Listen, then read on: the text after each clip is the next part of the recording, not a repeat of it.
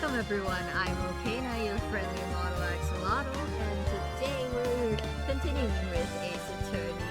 Impeccable title, why thank you ACR. I'm glad you like it. uh, I like to be silly haha with my titles.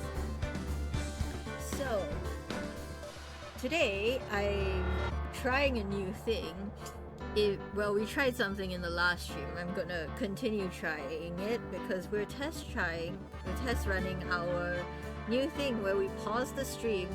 Oh no, the music's too loud. Oh no, that's not good. Hold on, that should be better, right? Thank you for telling me, ACR. Okay, cool. That should be balanced. That should be balanced. Okay. Sorry for that, chat. Better a bit for you. I will bring this down a little more. Hopefully that's not too soft because I still want you guys to hear the stuff going in game. But yes, hello and welcome everyone. I'm Okana, your friendly immortal axolotl. Today we're continuing with Ace Attorney, but we're also continuing to test this thing where we pause stream during ad break so that no one misses anything and all of us take a little break. How about that? Without any further ado, we shall jump back into this. Where? It should be this, right? It should be this. Turnabout goodbye, day 3 investigation. Yeah.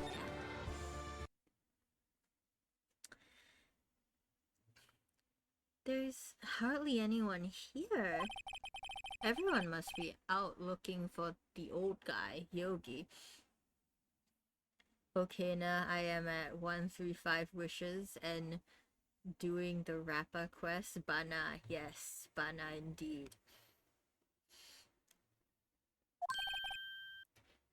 Ah, it's you. I don't think Gumshoe will be coming back today. He's staying out late looking for someone.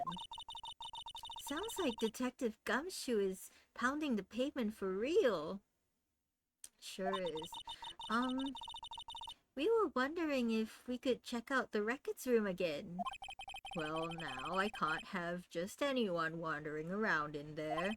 But I guess Mr. Von Karma is in there now anyway. He's what now? He's what now? You can go in as long as he's there. Excuse me? Von Karma? Yes, he just arrived actually. Von Karma's in the records room. Nick, let's hurry! Yeah, let's go! You're not changing evidence.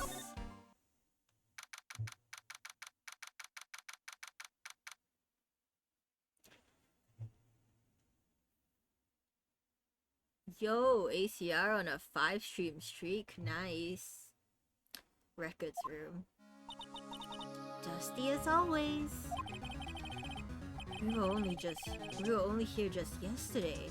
I'm sure they just haven't had time to clean. Oh, hey Estelle, welcome. Estelle redeemed first and also checked in, thank you. ACR redeemed second. What's wrong, Nick? Nothing, I just noticed that he isn't here. Oh no, is that a trap? What? I guess the redeem came in late. Okay. Von Karma. That's open. Huh? One of the drawers here is open. Someone must have been looking in it recently. The label says, unsolved cases, evidence. Unsolved cases? I'll be looking mostly today. Hope you have fun with this case. Thank you for the lurk, Estelle. Thank you for your support. Nick! The file for DL6, it's completely empty! What? What are you doing in here? Von Karma! You... How do you know my name? Excuse me? What do you mean, how do we know your name? Also, I've never seen him front-facing. It's always his, like, side profile, right? So he's he looks like an eagle. I'm sorry, he looks like a bird. He has a very bird-like essence. Do you see what I'm seeing? He looks like an eagle to me. I don't know. How do you know my name? Huh? Have we met? What are you saying? We see each other every day, don't we? We're Miles Edgeworth's defense team. Defense team? I beg your pardon, you see. I rarely remember defense attorneys. Oh, you little prick. You little prick. How dare you? How dare you? Honest? You... Okay. They are like bugs to me. Needless things to be crushed.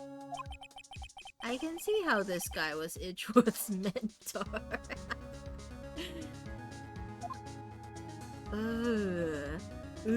I don't like... He looks so weird front-facing. Edgeworth. Mr. Edgeworth is your student, right? A romanticist who still can't shed that veneer of amateurism. Okay. Rude.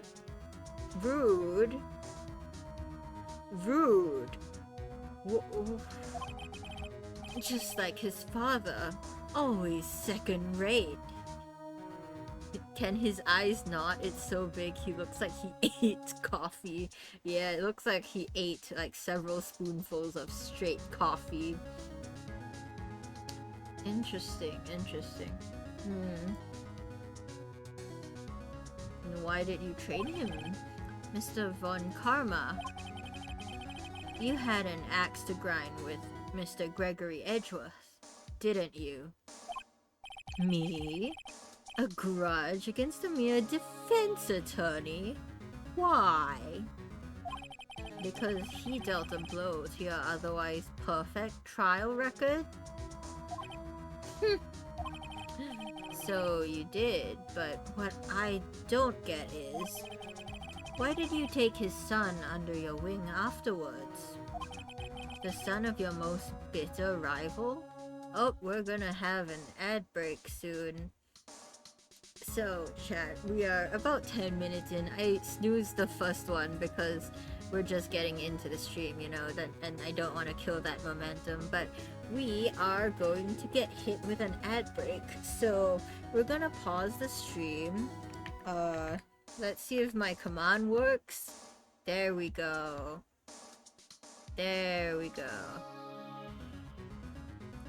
Yes. So the ads are gonna begin. We're gonna pause the stream, take a break. So stand up. Great. I apparently have to edit my command. You guys should stand up, stretch, drink some water. Don't worry, we're gonna pause the stream. No one's gonna miss a thing. So I'm gonna drink some water too.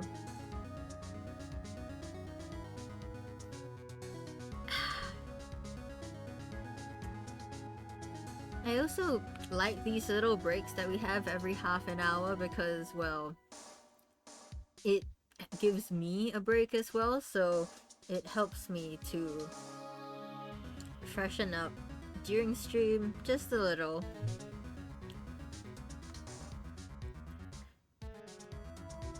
I'm gonna stretch. You guys should too. Remember, stretching good. Have good posture. If not, you'll get back pain, and no one likes back pain. don't have the posture of a cooked shrimp, chat. Having that posture definitely leads to back pain. I don't know. I don't like Von Karma. Why are you looking at me like that? Oh, hi Fish. Welcome, welcome. We are currently in an ad break, so we have paused the stream. I don't know if you're gonna get hit with ads, but it's highly likely. So we're pausing the stream so no one misses anything.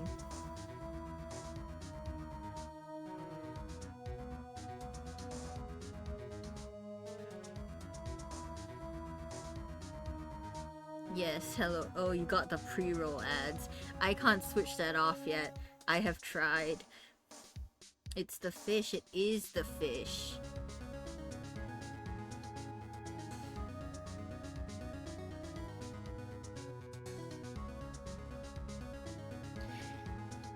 Look at this guy, chat. Look at him.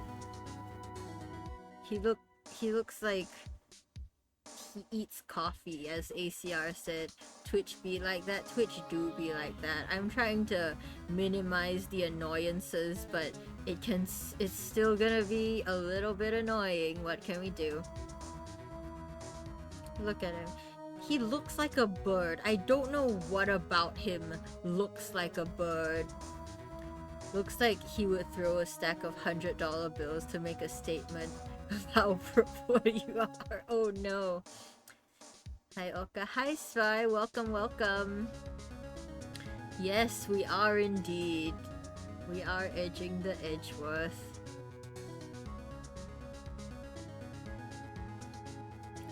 I think everyone should be back from ads. That's what Twitch tells me. I'm gonna take their word. We're gonna continue stream.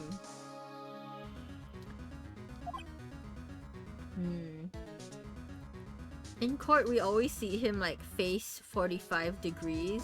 So it's so unnerving seeing him face front. That, my dear attorney, is none of your business. Great, thank you. Tomorrow will be the last day of this trial. It's been a while since I've had a defense attorney last this long. You can't tell me that's not a double entendre. You cannot convince me that. I would take that stack and run, not my fault if you would throw that stack to me. So true, ACR. I would also take that stack.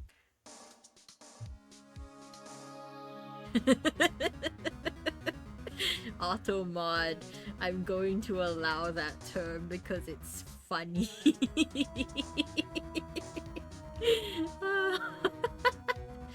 You would bend over and pick it up. You mean nothing by it? Twitch says otherwise, Fish. Still, you will lose in the end. It's the truth. I'm sure it is the truth.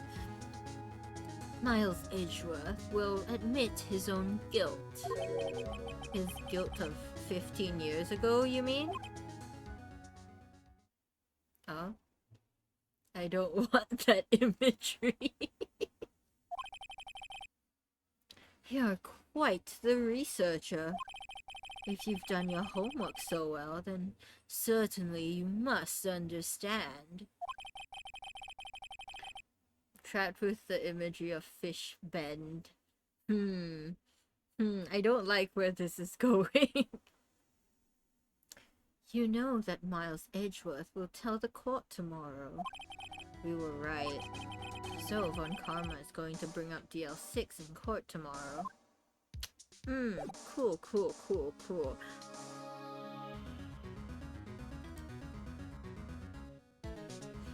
Your mind is going where I am not following. Good, stay there. Don't follow.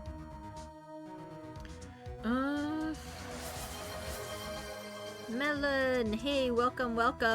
I think that third has not been redeemed yet, so you guys can fight over that if you want.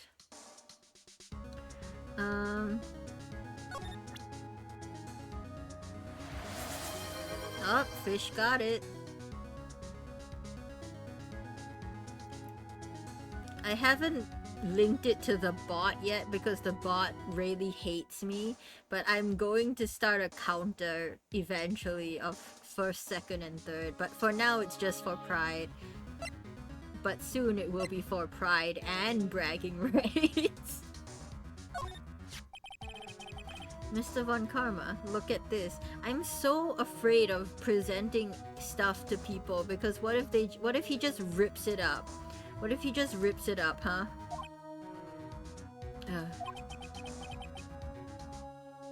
Yes, can't have pride without bragging rights. This was you, wasn't it? You instructed Yanni Yogi to commit murder. Yeah, see, what if he just rips it up, huh? Then what? Yanni Yogi.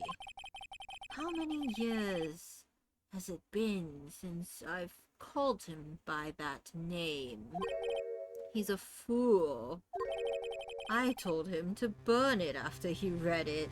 Hey, Phoenix, can you maybe be like voice recording? You have a phone, right? Can you record this? Can you record this conversation, please? Pretty please, Phoenix? So you admit it? You wrote Mr. Yogi this letter? Yes, my dear defense attorney. Thank you for taking trouble to bring it to me. See, he's not gonna give it back. You've saved me from a lot of needless hassle. What? Nick, what is that thing? A taser? A stun gun. For self-defense, usually. Recording? You expect any of the protagonists to be like that? You have a point. It would be too obvious at that point. Yeah. But like, stop making that face. Stop making that face. Indeed. 600,000 volts will course through your body like a dog touching an electric fence. 600,000. Oh, don't worry. People don't die from it, usually. Now, give me the letter. No. No! Whoa, what are you? Nick, run! Maya! Maya! Out of my way! Whoa! Phoenix, you idiot! You should have run! Phoenix! Is he trying to kill us? No, that would be a lucky mistake for him.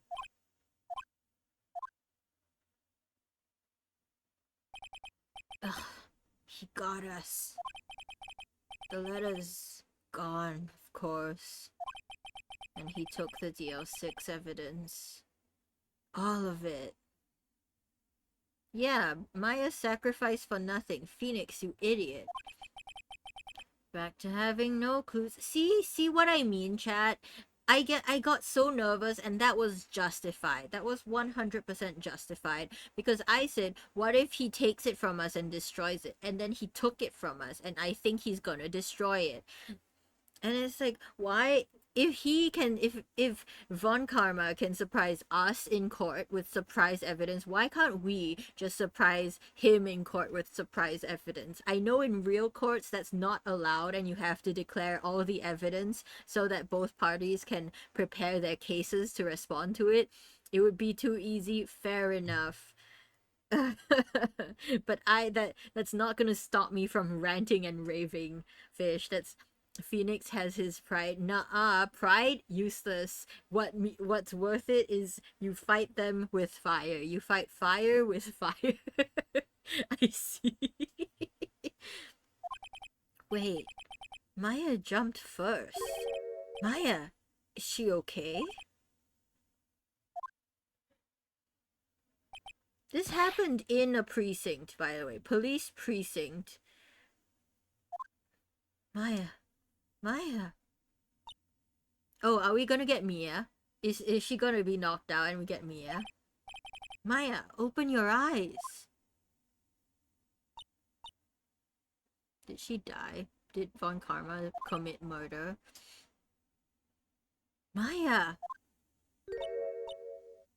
By the way, chat, little content warning. It's not appropriate for some audiences. Viewer discretion is advised. We are discussing a murder trial. There's no graphic descriptions or graphic imagery, but, you know, we're talking about it. The letter! Did he take it? Huh? Oh. Yeah, are you okay? I couldn't stop him.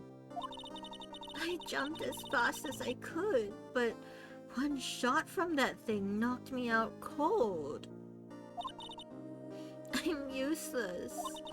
I'm no good as a lawyer or a medium.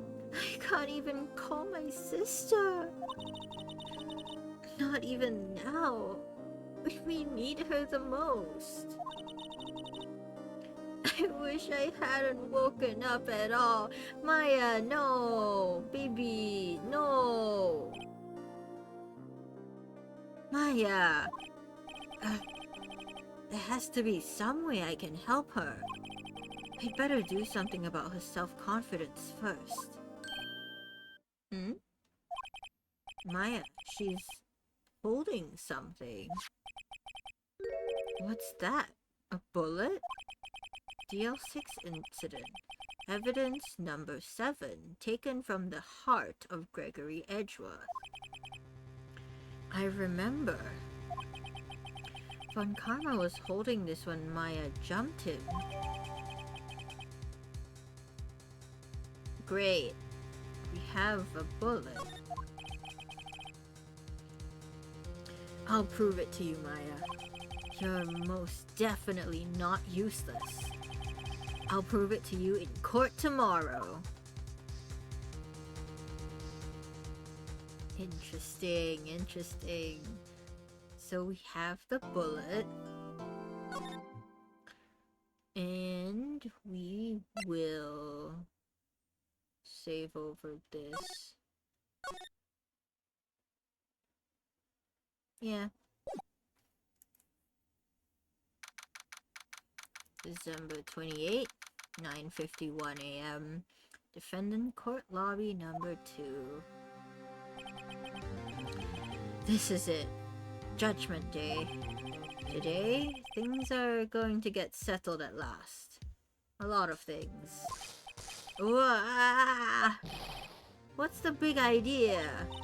Sorry, Nick. I only touched your shoulder. I guess the shock hasn't worn off from my run-in with the stun gun yesterday. That's not how electricity works. Does Maya get electrical powers? Does she get electrokinesis now? Anyhow, today's the last day of trial. Good luck, Nick. Yeah, thanks, Maya. Edgy boy, look at him. Edgeworth is looking glum as always. I hope Von Karma doesn't push him too hard. We should warn Edgeworth about what's to come. Whoa! What are you doing? Sorry, I'm sorry. I just thought I'd cheer you up with a pat on the back. Maya...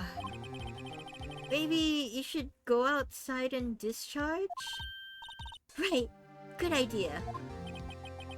Try not to electrocute anyone on your way out. If there were no gods, Nick would kiss him. You're so right. You're so right, ACR. Eh? Whoa, yeah, pal. Gumshoe! What's gotten into that girl? Detective Gumshoe! Morning, Mr. Edgeworth? Good morning. How did it go, Detective? have no fear. As promised, I've captured our runaway caretaker. I just brought him in. Took all night, pal. Thanks, Detective Gumshoe. You must be tired. Actually, after that shock I got on the way in, I feel pretty good. Yogi says he's forgotten his own name. But that has to be a lie. Why would he want revenge on Edgeworth if he couldn't remember his past? He does remember, and I'm going to prove it. Faking memory loss, eh? Good hypothesis, Nick. Can we talk? We couldn't talk to Edgeworth. We couldn't brief him on, hey, Von Karma's going to bring up this traumatic incident from your past. Please mentally prepare yourself, and so that he doesn't get a panic attack, you know? It's so Why? Nick, why? That would be too easy, wouldn't it, chat? It would just be too easy. This game, not hard enough.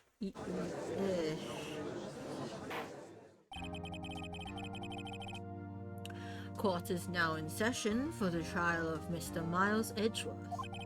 The defense is ready, Your Honor. The prosecution is ready.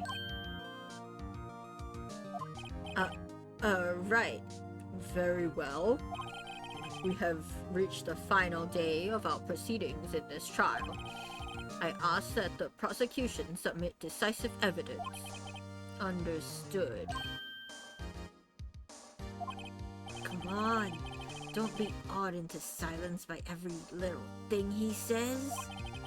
Very well, Mr. Von Karma. Your opening statement. Right. Thanks to Detective Gumshoe's efforts, the boat rental shop caretaker has been arrested. There would be no game if the main characters had common sense. Fair enough, Spy. I just wish that... No, there are horror movies where all the characters make all the right decisions and the bad guy gets them anyway. Games can also be like that, you know?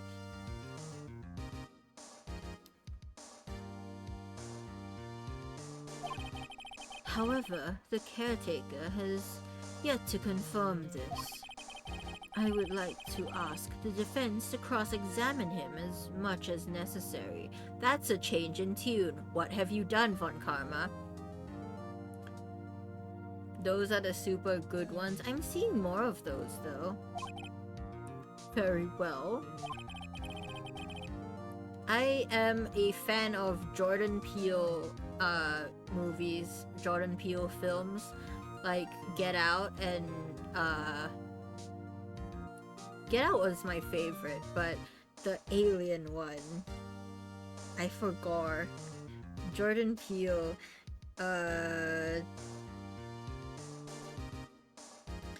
what was it? Nope. Nope, yes. Get Out is the GOAT, and Nope. I enjoyed Nope a lot because the thing is the characters are smart, and sometimes it just adds to how evil the evil guys are, you know? Because they can just outsmart the characters.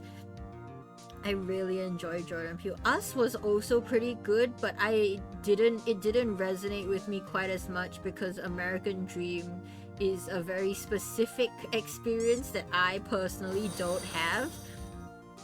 Demon Fox King, thank you for the follow. Hello, my friend. Hello. Also the choices they make sense. Yeah, exactly. Hello. We're playing Phoenix Wright, but I was just talking about how frustrating it is when characters make choices that make zero sense. I refuse to watch or play any media where main character is a normal human level smart. See, that's the thing though. Normal human level varies. Like, lots of horror movies, the protagonists are really stupid, like, oh guys, let's split up. But I feel like Phoenix min-maxes his intelligence. Like, he can get some stuff and some other stuff goes completely over his head. So I guess it would average out to normal, but it's very much not. It's like some specific knowledge he's really good at, and then it drops off a cliff for some common sense stuff. Like, don't tell the opposing counsel who's playing dirty and involved in the murder, don't show him your evidence. He's going to destroy it. Don't show the lawyer who's known for destroying evidence the evidence you're going to use against him. You know? Wake up, old man. Ladies and gentlemen of the court, I believe you all remember our witness. He lives in the boat rental shop on the lake from where he witnessed the incident. In addition, he has currently lost memory of his name and identity. Phoenix only thinks outside the box, which means he forgets common sense. Exactly. He thinks only outside the box and is missing everything inside the box. He is the box? No, he's missing everything inside the box. He can only think outside the box.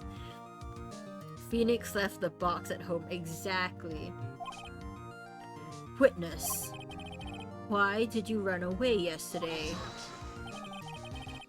The witness was not running away, as he will now testify. I see. He's an empty box. Oh no.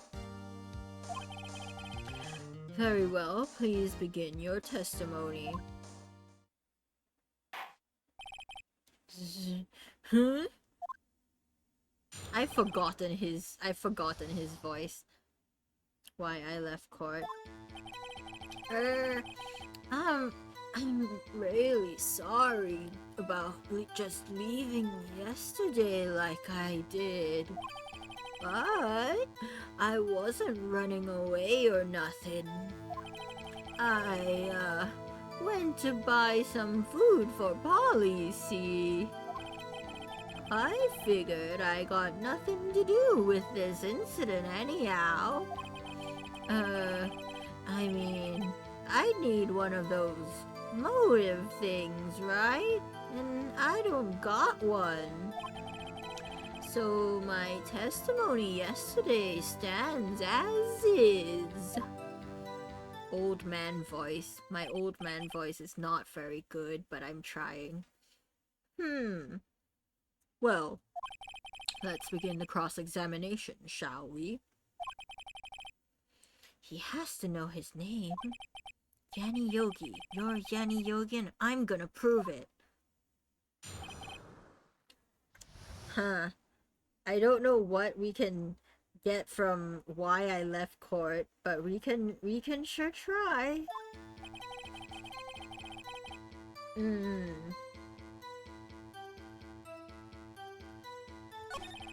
Wasn't running away or nothing.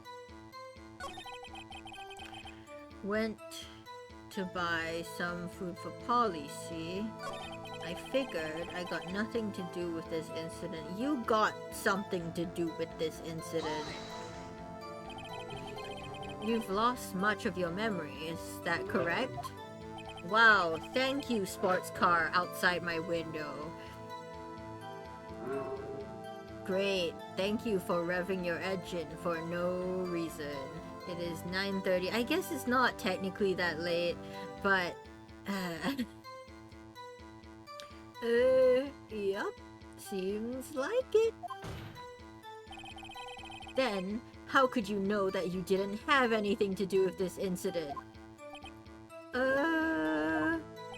Or maybe you're lying about not having your memory,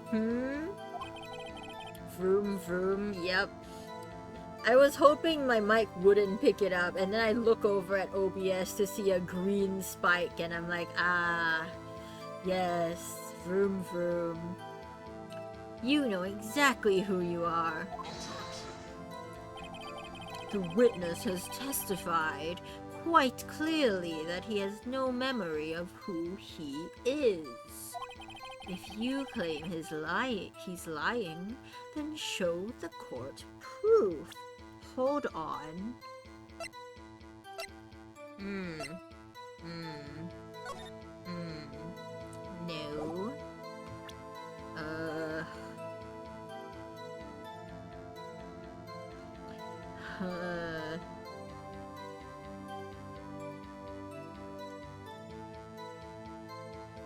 We don't have anything, chat. Had people do that on motorbikes outside my window at like 9 p.m. for months, yeah. Today they're early. Usually they only start at around like midnight though. Show the court proof, huh? Grr. How am I supposed to prove what's going on in that old codger's head? That's impossible. Glad to see you've come to your senses, Mr. Wright. Very well, witness. Please continue. I need one of those motive things. I think you have a motive. How can you say you have no motive? I say you do. That's not a strong objection. You had a grudge against Edgeworth and the victim, Robert Hammond. Richard Hammond. I'm thinking of Top Gear and Grand Tour. Richard Hammond. Small guy, car enthusiast, you know him. That's why you took revenge on them, right? Pog Top Gear. Yeah! I miss the old Top Gear. The new Top Gear is so tame, you know? Now Top Gear is just a car show. But Grand Tour is good. Grand Tour is endlessly funny. Please, don't make me repeat myself, Mr. Wright. The old Top Gear was unhinged AF. It was, and that's what made it so good, you know? The witness has no memory of anything beyond several years ago. It was both informative and funny. It was so good. And it was just 3 friends goofing off and destroying cars. He can't hold a grudge. It's impossible. We have to prove he's lying about his memory. Otherwise, it's going to be the same thing over and over until the trial ends. Might I say something, Mr. Wright? Yes, Your Honor. You've been saying the same thing now over and over. You've been calling the witness's memory of the past, or lack thereof, into question. But does this really have anything to do with the current case? Yes, of course, Your Honor. The witness has said he has nothing to do with this case and no motive. Both of these statements are lies! Oh, ad starts in a minute. Brace yourself, guys. Order! Order! Mr. Wright, there is a serious problem with your claim. Or are you saying you know who this witness is? Of course, Your Honor. Oh, hi Mayor, so sorry, but we're going to get hit with an ad, which means we're going to be pausing the stream in a bit. So that no one misses anything, you know, we're gonna get hit with an ad in about 10 seconds. So we're gonna pause the stream, everyone, please hydrate. I'm gonna hydrate because this game involves me doing a whole lot of voice acting. Okay. Meridium no-nos. We will start no-nos once the ads end. Just to be fair to you guys.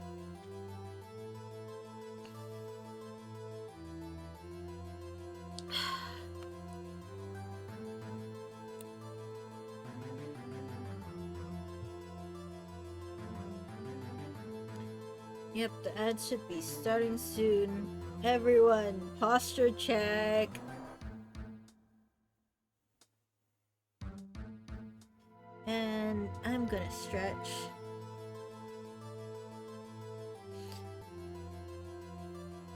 I'm surprised that my model picks up the rigging. The rigging picks up me stretching and like leaning and stuff. Ash did a great job on this.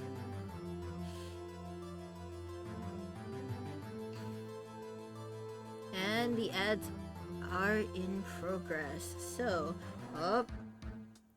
what did I just do? I clicked on something. Hopefully, oh, I see.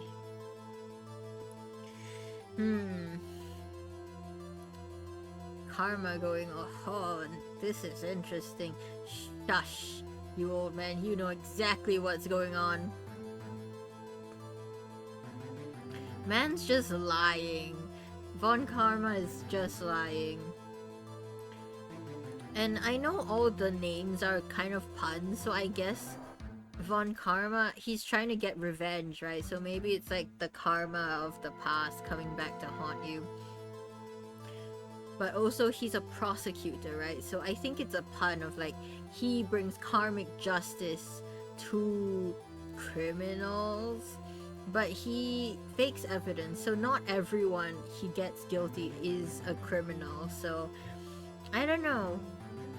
Sus man who looks fine from the side, but really, really weird when he's facing you directly. How do we prove? How do we get Yanni Yogi to confess that he is who he is, you know?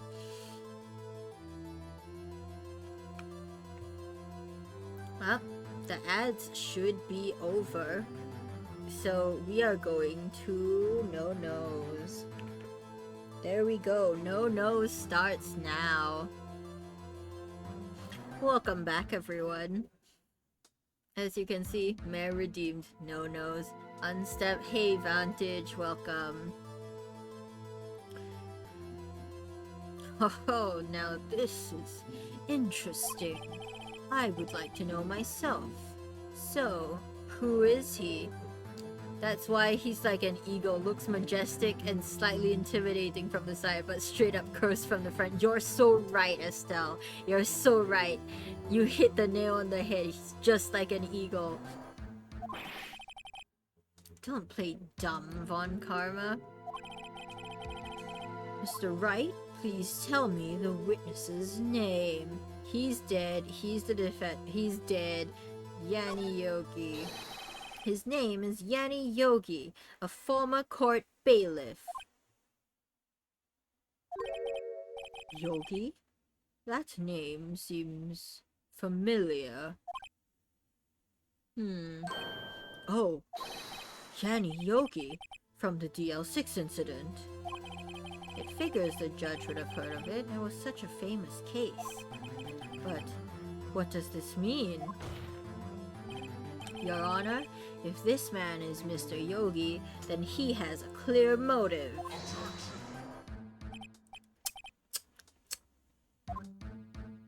Don't you just...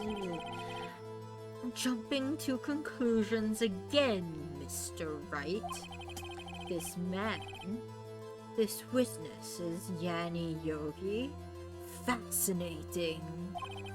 However, how do you propose to prove this to the court? Shut your face. Shut your smug little face. Wipe that smug expression off your face, Karma. This is a court of law, as you may recall. You need proof. And allow me to repeat once more that the witness has lost his memory. This is it. I have to do this now. I can't prove he's Yogi right here, right now. And I've got nowhere else to go. Nick! How are you going to prove it? How can you prove that he's Yanni Yogi? It's okay. It's actually quite simple. See what I mean? Phoenix is like, oh yes, I can do this impossible thing, but make the right decision of not showing my enemy the evidence against him? Nuh-uh. Your Honor, please take this man's fingerprints. Then, we'll compare them to the fingerprints on file for Yanni Yogi 15 years ago. I see. That makes sense. Huh? I'm so very, very sorry, Mr. Wright. But why? The witness has no fingerprints. What? What? No fingerprints?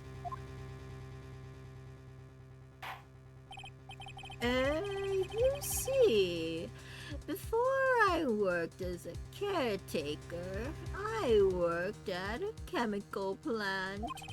I burned my fingers working with the stuff. Yup. What? Yogi, you sneak. You burned your fingerprints off to hide your past. Well, if the witness has no fingerprints, I guess we will not be able to prove his identity. Classic convict escape route. We'll take dental prints. Dental prints too, man. No. Well, what will you do, Mr. Wright?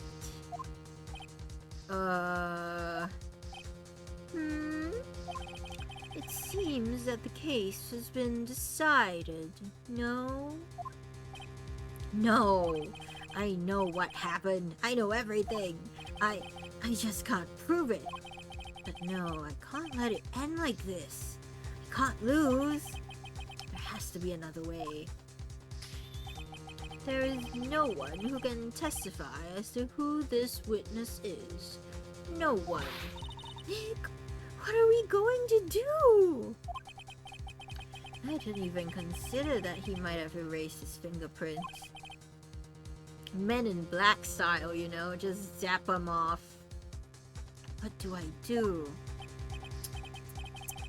Well, Mr. Wright, perhaps you'd like to cross-examine his parrot for a little comic relief.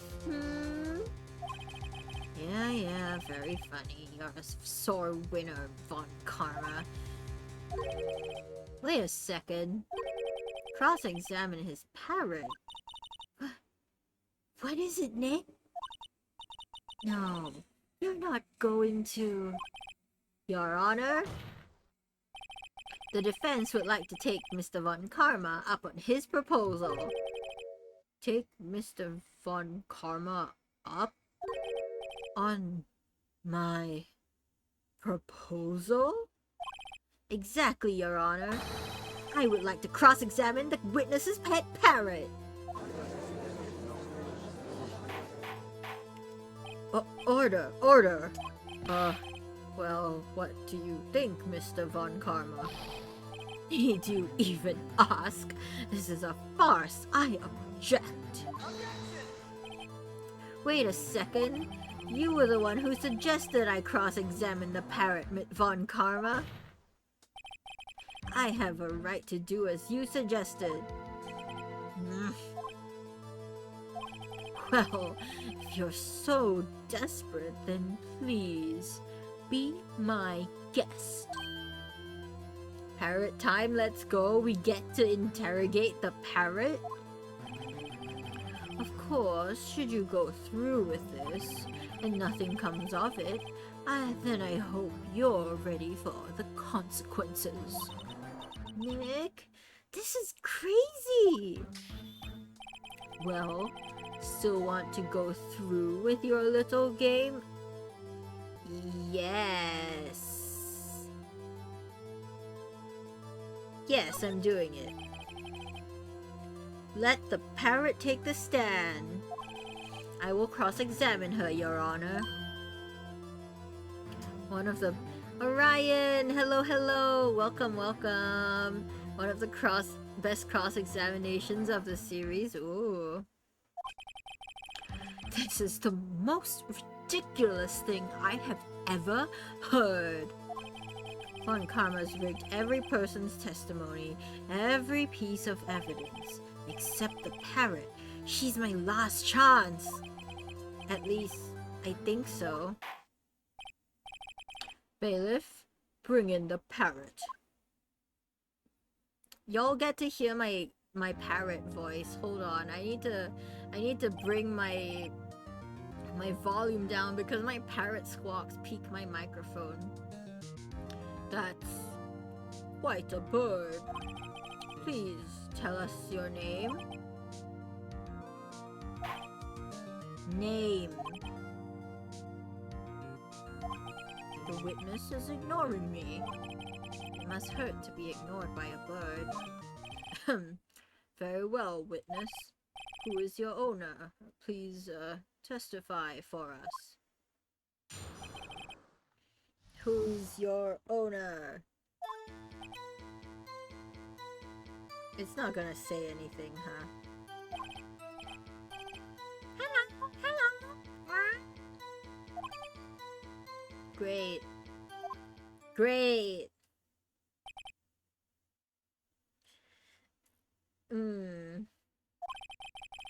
Certainly the most concise testimony we've had so far. Very well. Begin your cross-examination. Right. What are you gonna do, Nick? I don't know. What do we do, Maya?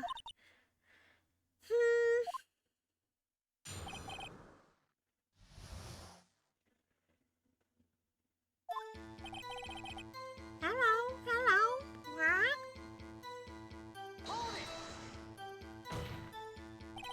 Witness, you can't just say hello and expect us to get anywhere. I want you to testify. Maya, you talk to her. Right. Oh, Nose comes back. Hold on. Nose is back. Nice parrot impression, thank you. I like to do animal sounds.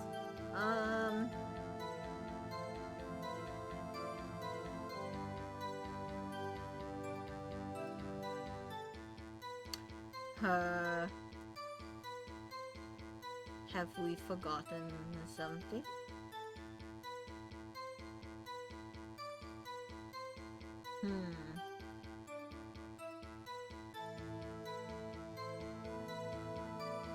What's your name? Have we forgotten? Have we forgotten something? As I recall 2 days ago. Polly, have we forgotten something? Don't forget DL6, If I can get Polly to say that here, that will prove that the caretaker had something to do with DL6. Polly, have we forgotten something? Please, Polly. Please, Polly. Hello. Great. Actual perfect impression, thank you. That's not what you're supposed to say. Forgot. Something we forgot.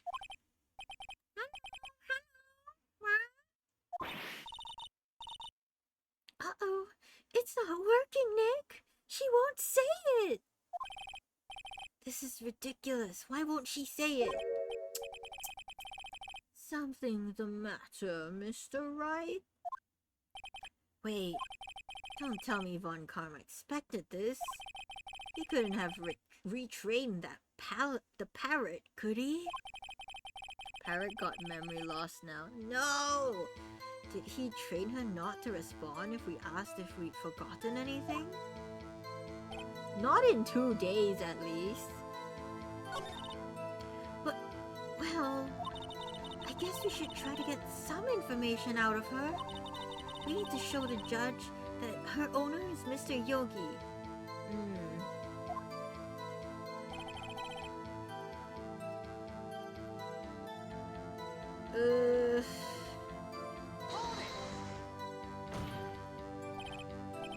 You can't just say hello. Okay, what do I say? What's your name? We'll start easy. This is the best cross-examination ever until now. It's so iconic. Maybe I should get her to say her name. Polly, Polly, what's your name? Polly, Polly, huh? Mr. Wright, I think we've established that this parrot is named Polly. Imagine how we felt back in the day. Does this have anything to do with her owner's identity? Of course it does. Let me cook. Yes, it does. Gasp. Fascinating. You claim that the parrot's name will prove her owner's identity. Then show us this proof. Nick, don't you think you're taking the bluffing a little too far? Listen, we're not here to answer the question of who is the caretaker. We're here to prove that he's Yanni Yogi. All we have to do is tie the name Polly to Yogi. How? What? Your Honor, the proof that the parrot's name reveals the caretaker's identity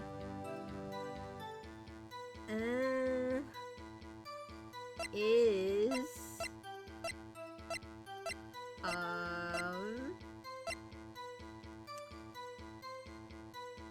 the L6 case file. Take that! The DL6 case file? That's quite a large file you have there. That's not a double entendre at all. Which page is this proof on, then? Show us or stop wasting our time. Very well, Mr. Wright, please show us the page. Where in this file is the information connected to this parrot's name? Chotto matte kudasai. Uh-huh. Victim. Suspect. Gotcha. Suspect. It's on the suspect data page. This page is all the information about Yanni Yogi. Right after he was arrested, his fiancée committed suicide. See? Oh no! That took a turn. Indeed, it does say that, yes. What was his fiancée's name? Oh no! Polly Jenkins. Polly! Exactly, Your Honor. He wanted to remember the name of his fiancée who had committed suicide. I'm sorry, that's the wildest connection. I did not see that coming. Excuse me? That's why he named his parrot after her. I see. I guess that is possible. Bah! A mere coincidence, that's all. My granddaughter has a dog she calls Phoenix. Well, Mr. Phoenix Wright, does this make you my granddaughter's fiancé? She's only 7 years old. Why does Phoenix know that? Indeed. Alone is a little weak for evidence in a murder trial. You would need some other corroborating evidence. Where am I going to find that? Nick, we're getting closer. One more. If we can just get one more piece of evidence. Right, but what? Very well, witness. You may continue. Great. Hey, Polly. Uh-huh. What's the safe number?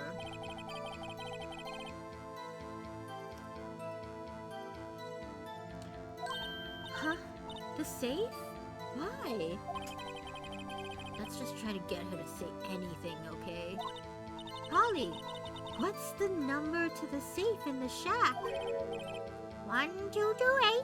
1228. My, what a reckless parrot. Well, Mr. Wright, you aren't claiming that this number has something to do with the caretaker?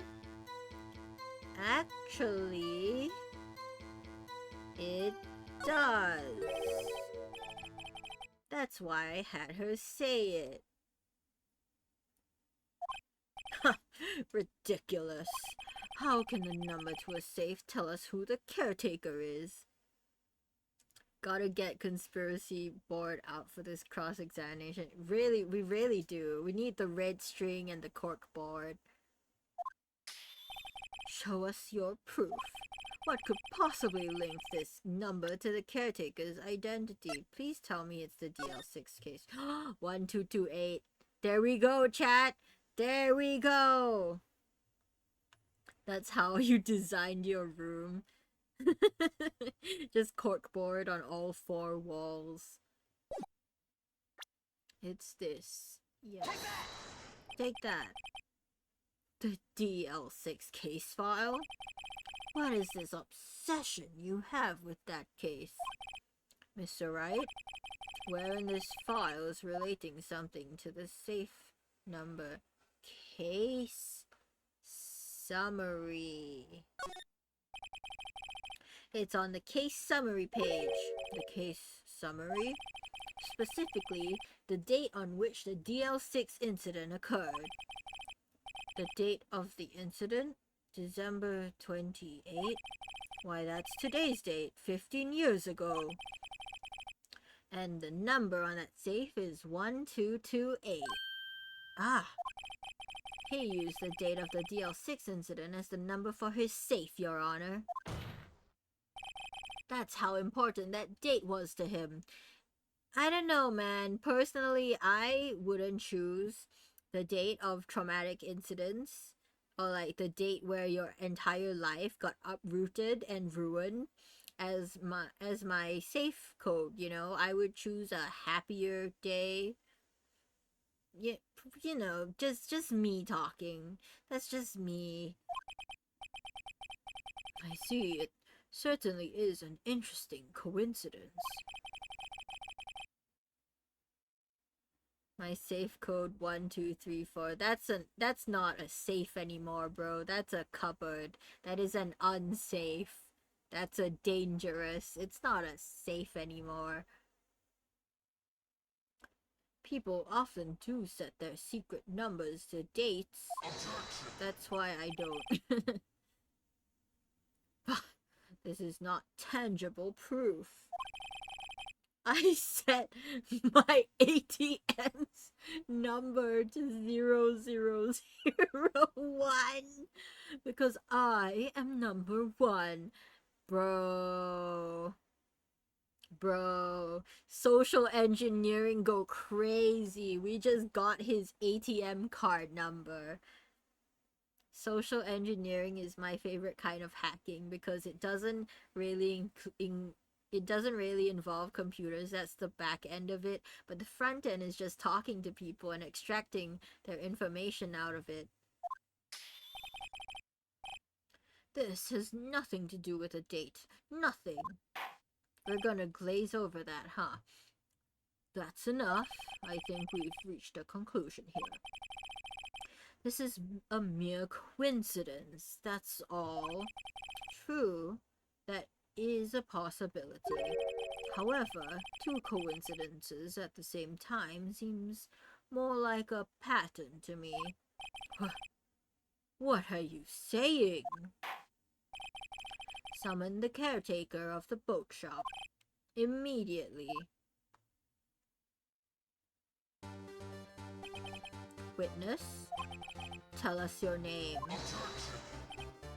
Wait. This witness, he doesn't remember. No, it's okay. Get clipped? What do you mean get clipped? What did you clip? Did you clip my parrot voice or did you clip me talking about social engineering? I've accomplished what I wanted to do. I'm done. Nick, he looks totally different. This is the real Yogi, I think. Finally. That's not a save. More clipping required, it seems. He's been acting feeble to hide his true identity. Acting for 15 years. Well, let me ask you again. Please state your name for the court. My name is Yanni Yogi. 15 years ago, I served as a bailiff in this court. I don't know what voice to give him, because it's not old man voice anymore. He's not senile. Order, order! Yanni Yogi. So, was it you who killed Robert Hammond and tried to frame Miles Edgeworth for his death? Yes, it was me. I did it. They put me on the witness stand 15 years ago. Robert Hammond. He said I was mentally unsound. He told me it would make me innocent, get me off the hook. So I pretended to have brain damage. I was innocent, really, but he didn't believe me. We won the trial, but I lost everything.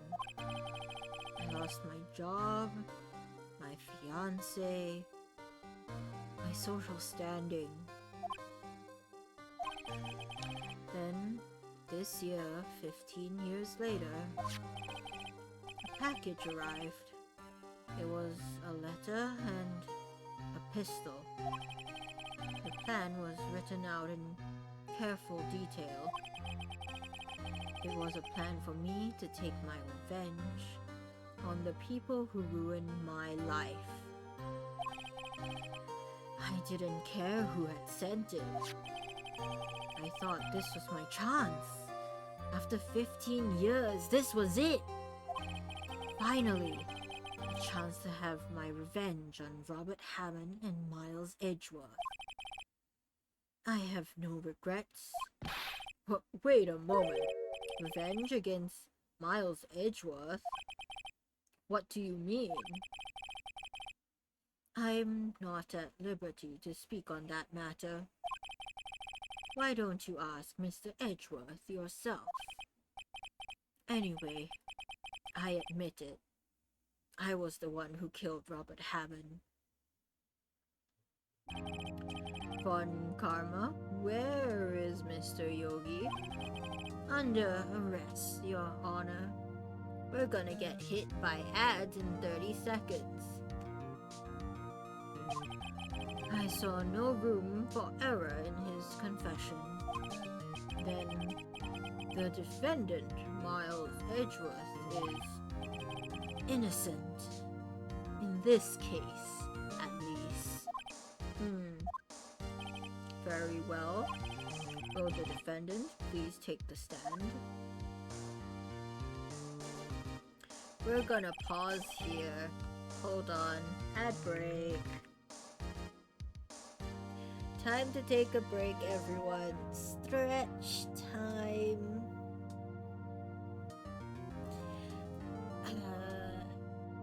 And also drink some water. Go to the bathroom. Do whatever you need to do.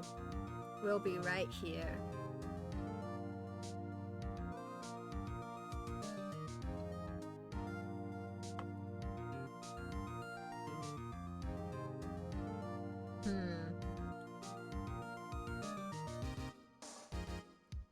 So will we get to find out what's happening, what happened, or Or are we going to have to go through the whole DL6 incident because, like, statute of limitations is not up, you know? I think Von Karma is gonna try his best to take down Edgeworth, and we're gonna have to defend him. Or get him off, as you say, you know?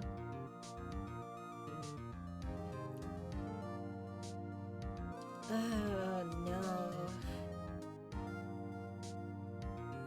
Did Edgeworth actually shoot? Because,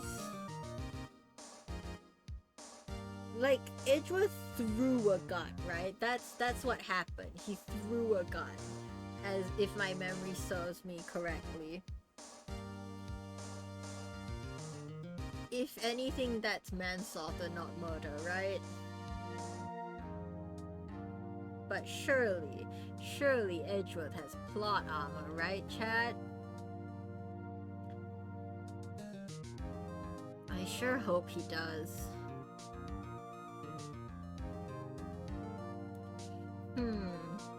What else could happen? What else could happen?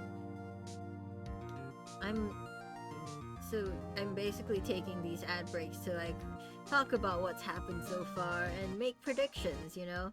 So if you are subscribed, you do get a little bit more content, but if you're not, you don't miss any gameplay, you know? I think that's a fair-ish balance, but ads should be ending in around 10 seconds, so they should be back soon.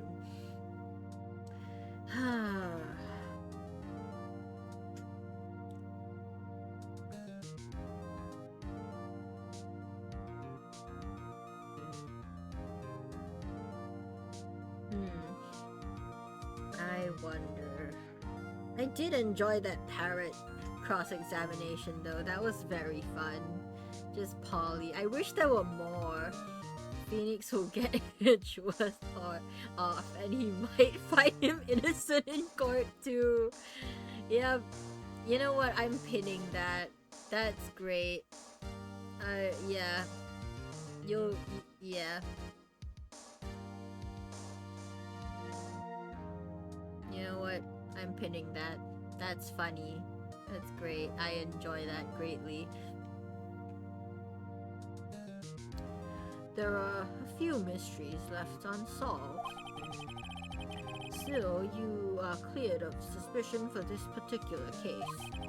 So I would like to pass judgment on the murder of Robert Hammond.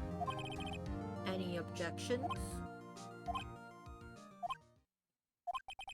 I don't believe it. Why isn't Von Karma saying anything? Oh, he's gonna pull a sneaky. Very well. His court finds the defendant, Mr. Miles Edgeworth, not guilty. Yippee!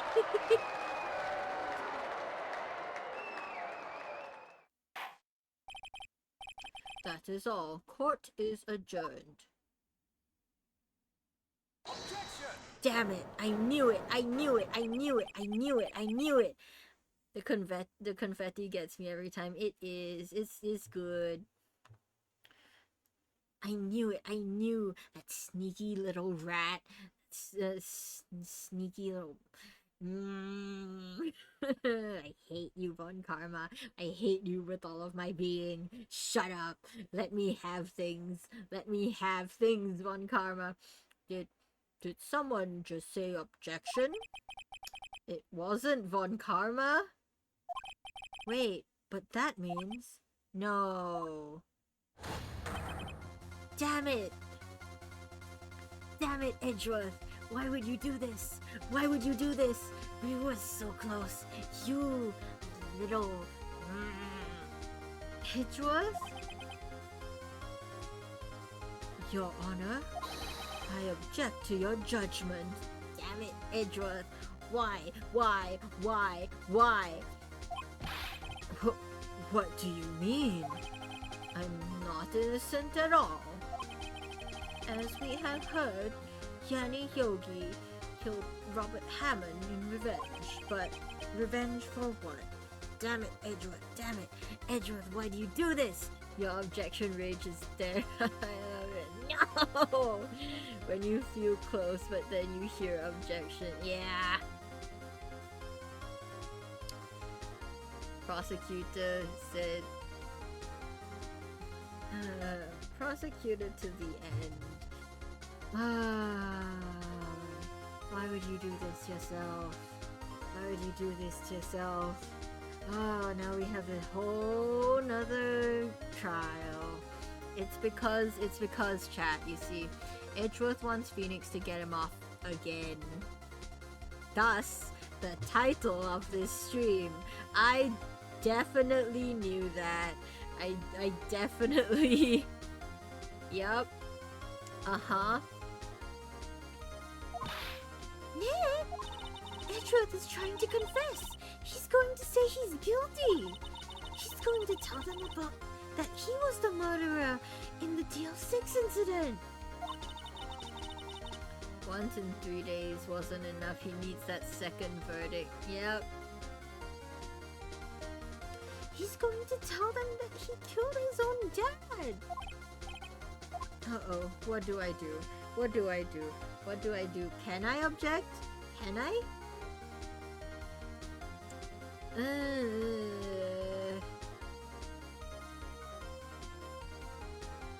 I object?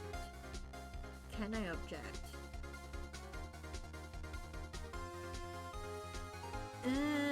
You know what? Edgeworth, shush. Objection. The judgment has already been passed. I object to Edgeworth's outburst. Damn it. Didn't something like this happen yesterday, too? I believe a certain witness raised an objection after a guilty verdict was passed. Damn it. You're right. That would be Larry. We must hear this new statement. We must hear Miles Edgeworth. He's right. We have a duty to hear Mr. Edgeworth out. No, we will not hear you out. For 15 years, I have had a recurring dream. A nightmare. It's only a nightmare. That's what I told myself. I don't know what a good voice for Edgeworth would be, and I sure as heck can't do it. But now, I know it wasn't a dream. Yanni Yogi wasn't the killer. You mean, in the incident where your father died? From the distance of the shot, it wasn't suicide either. Everything was as clear as day. The murderer, the criminal in the DL6 incident. It was me. Your Honor, I confess my guilt. I am guilty for the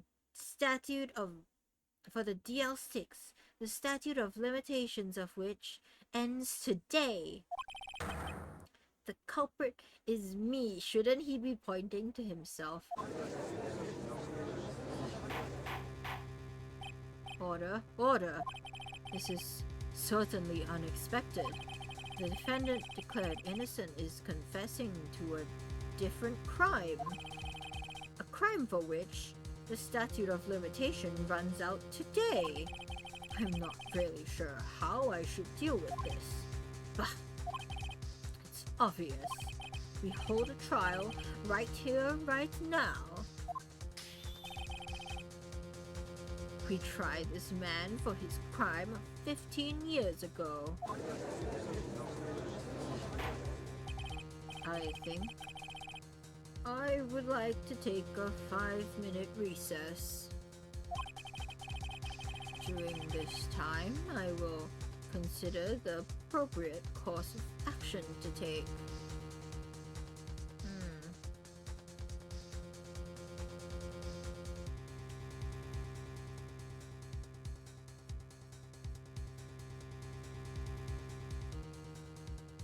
I think, yeah.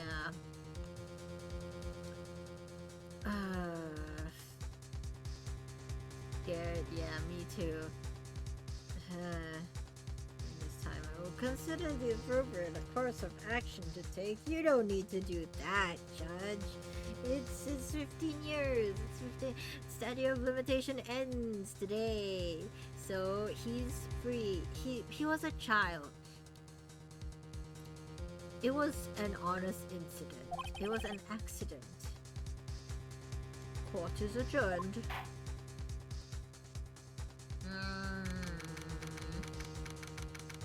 I don't like this. I don't like this. I don't like this.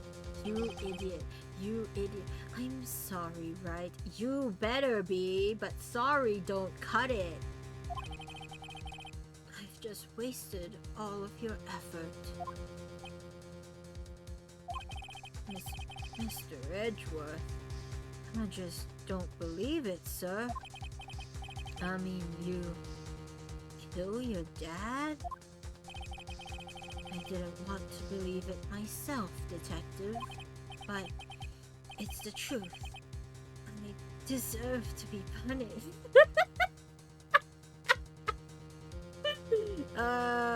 Masochist.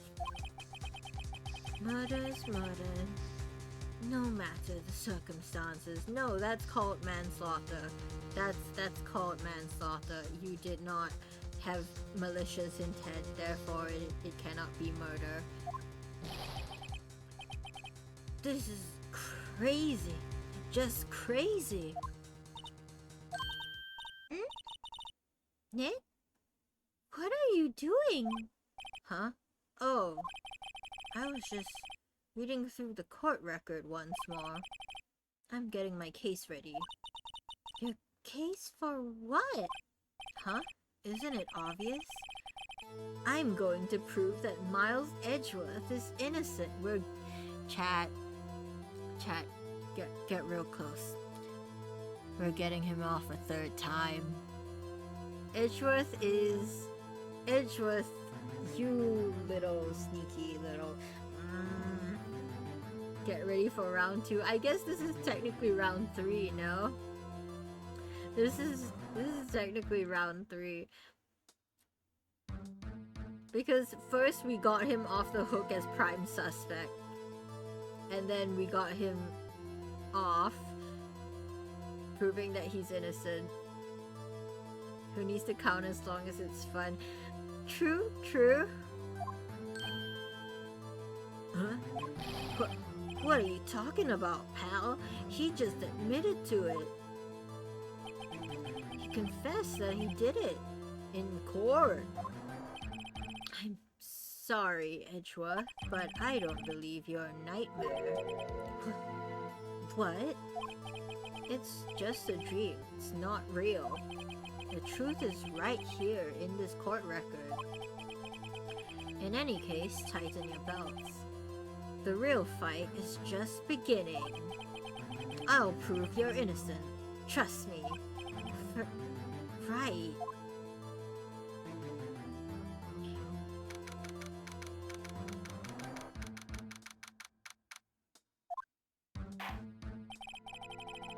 Now then, I would like to resume our trial.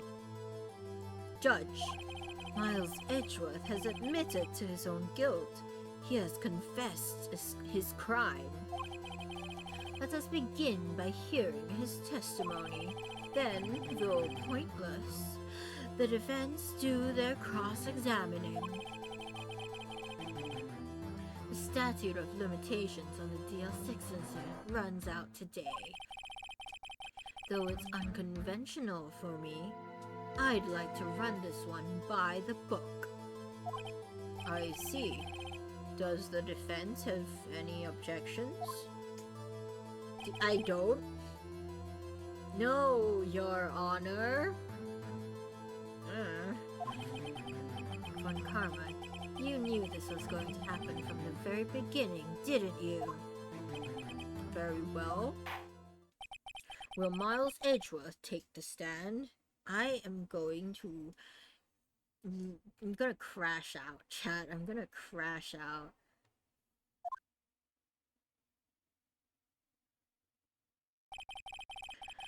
Will the witness state his name and profession? Miles Edgeworth. I am a prosecuting attorney. Mr. Edgeworth, 15 years ago, you mistakenly killed your father, Gregory Edgeworth. Is this correct? It is correct. Aquis, hello! Thank you for the lurk. Thank you for your support. Then, testify about this matter to the court. When Edgeworth was telling me about his dream yesterday, I noticed something. You did? And you didn't tell me? What was his dream? How does this contrast?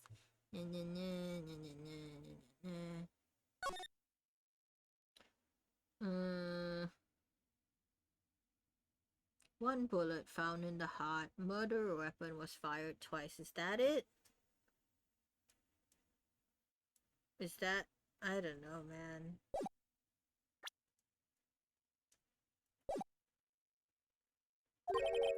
One detail didn't quite fit. That will be a key. But only if I can get it to work. Please, please. Great. That day, I had gone to the courtroom to observe one of my father's trials. As we went to leave, an earthquake struck, trapping us in the elevator. My father and Mr. Yogi lost their composure and began to argue. Just then, something heavy fell at my feet. I picked it up and threw it at Mr. Yogi. I wanted them to stop fighting. A moment later, there was a single gunshot, then a scream. It was a terrible scream. I remember it to this day. That's all. Stop damning yourself, Edgeworth. Now I need to disprove that. And until now, you thought this memory was a dream? We were stuck in that elevator for 5 hours. The oxygen in the elevator ran out, and I lost my memory of the events. Bah! The same claim Mr. Yogi has made. Very well. Mr. Wright, your cross-examination, please. Yes, Your Honor. Whew. Yeah, hold on. That day, gone to courtroom. Hold on. What do we have? Autopsy report, that's not relevant. Lake photo, that's not relevant.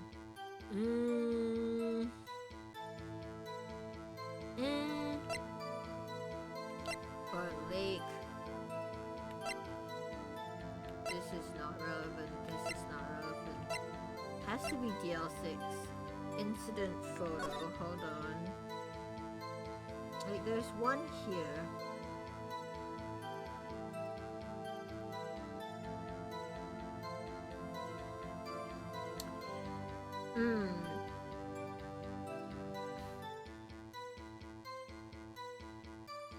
What if, chat? Let me cook. Hear me out, chat. Hear me out. What if Gregory Edgeworth, the father, took the gun and tried to shoot a hole in the window so air could come in, and then it ricocheted, huh? I swear, Let me cook. There is nothing. I wish there were more information.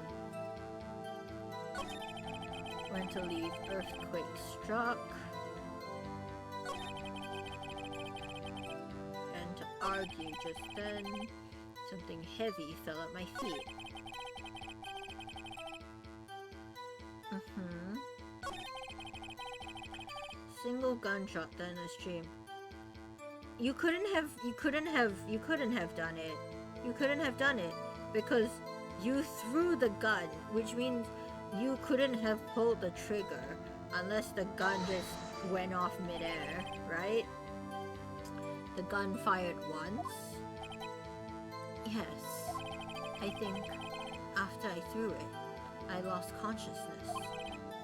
Since then, they've echoed in my head every day. That gunshot and that horrible scream. The scream. It was a terrible scream. I remember it to this day.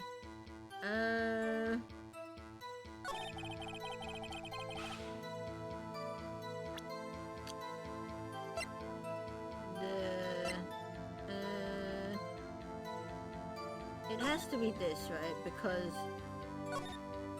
Because the murder weapon was fired twice. Yeah. Are you sure you only heard one gunshot? Yes, I'm sure of that. I heard the shot and the scream. Then everything faded.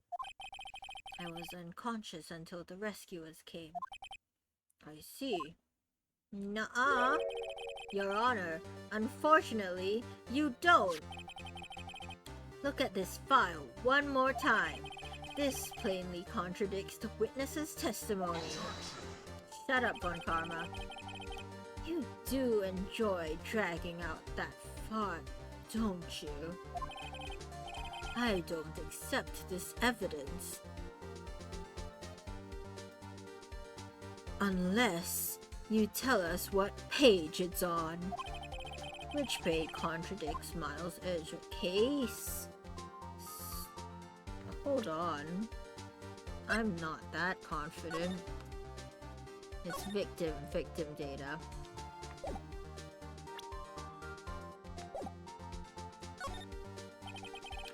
Look at the victim data in this file. It says quite plainly the murder weapon was fired twice. Miles Edgeworth only heard one gunshot, yet the murder weapon was fired twice. The first shot was the accidental firing when the pistol was thrown. Oh, so it did accidentally fire. So, who fired the remaining shot?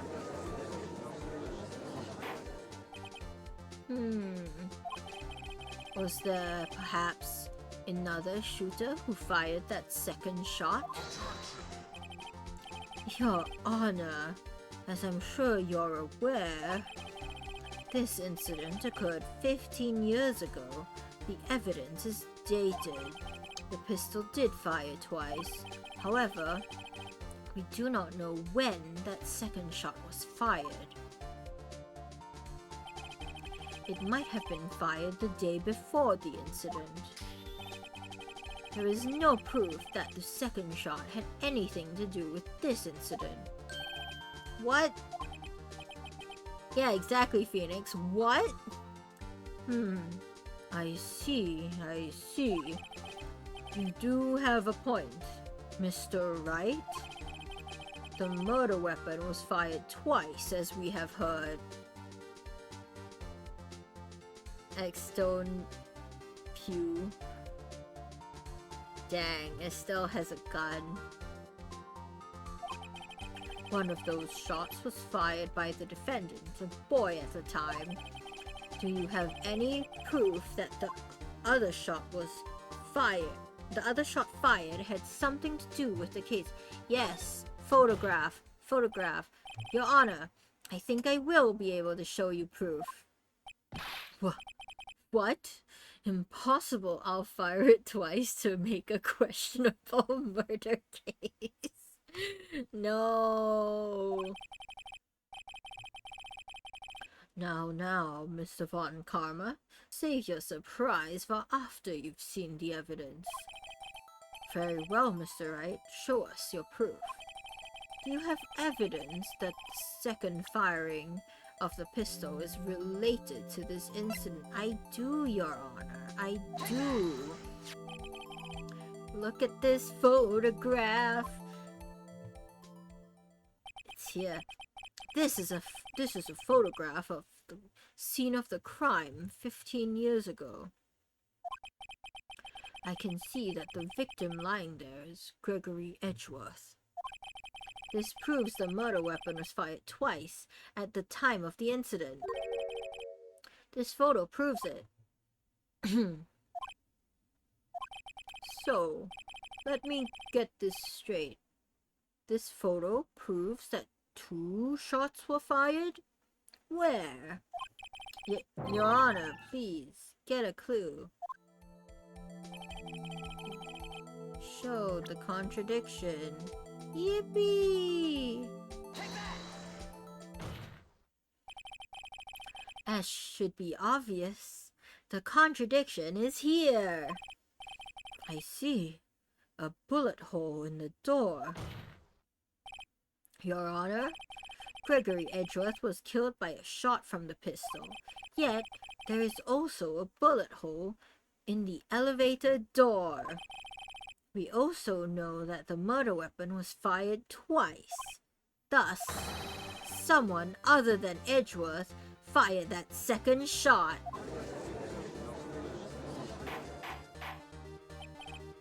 Order, order! Mr. Wright, what are you driving at? It's simple, Your Honor. At the time of the incident, 2 shots were fired. One went into Gregory Edgeworth's heart, the other hit the elevator door. Remember that the defendant lost consciousness after the shot he fired rang out. In conclusion, we must agree that the second shot was fired by someone else. Mr. Wright, but who could that someone else be?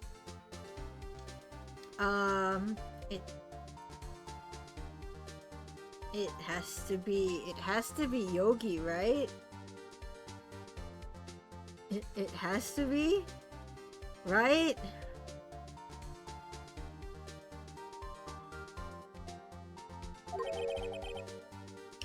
The murderer, of course. Damn it. I knew I should have stepped in before your wild fantasies got out of hand. Mr. Wright, look once more at the DL6 incident case file. Look closely. Try the case summary page. Case summary. That's on page 1.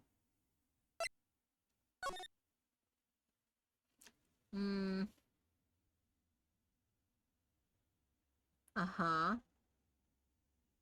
I don't understand. Oxygen depleted at the time of the incident. No clues found on the scene.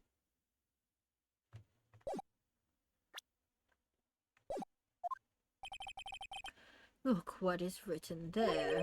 Not a single clue was found on the scene. If the pistol had indeed been fired 2 times, then the other bullet would have been discovered on the scene. He does have a point. Oh, we're gonna get hit by ads again. But we still have time. We still have time. That second bullet has never been found. Why? Because the second bullet does not exist. The bullet that claimed Gregory Edgeworth's life was the one fired by his own son. That's the truth of this matter. Oh, that's the ad break. So we're gonna pause here and take a stretch and drink water. I kind of like having a little break every half hour.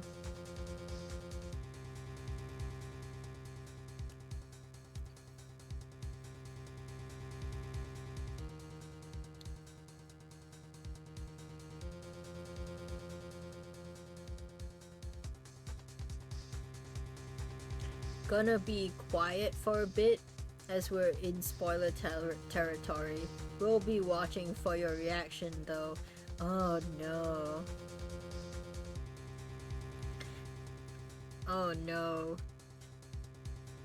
Estelle's hand cursor is hovering over that clip button. I can feel it.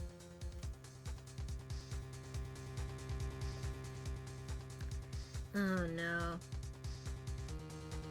Let me cook, chat. I swear, I know what I'm doing. I definitely know what I'm doing.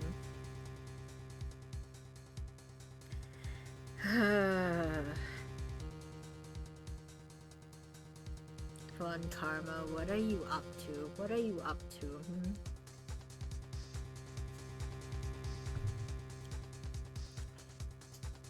Oh, people are back. Cool. That is the truth of this matter. The whole truth. It was undoubtedly something else that made that bullet hole in the door. It was something else that made a bullet hole in the door? Order. I will have order. Not. I don't like this. I don't feel. Mr. Wright has proven one thing to us quite clearly. That the murder weapon was fired twice at the time of the incident. Okay. And?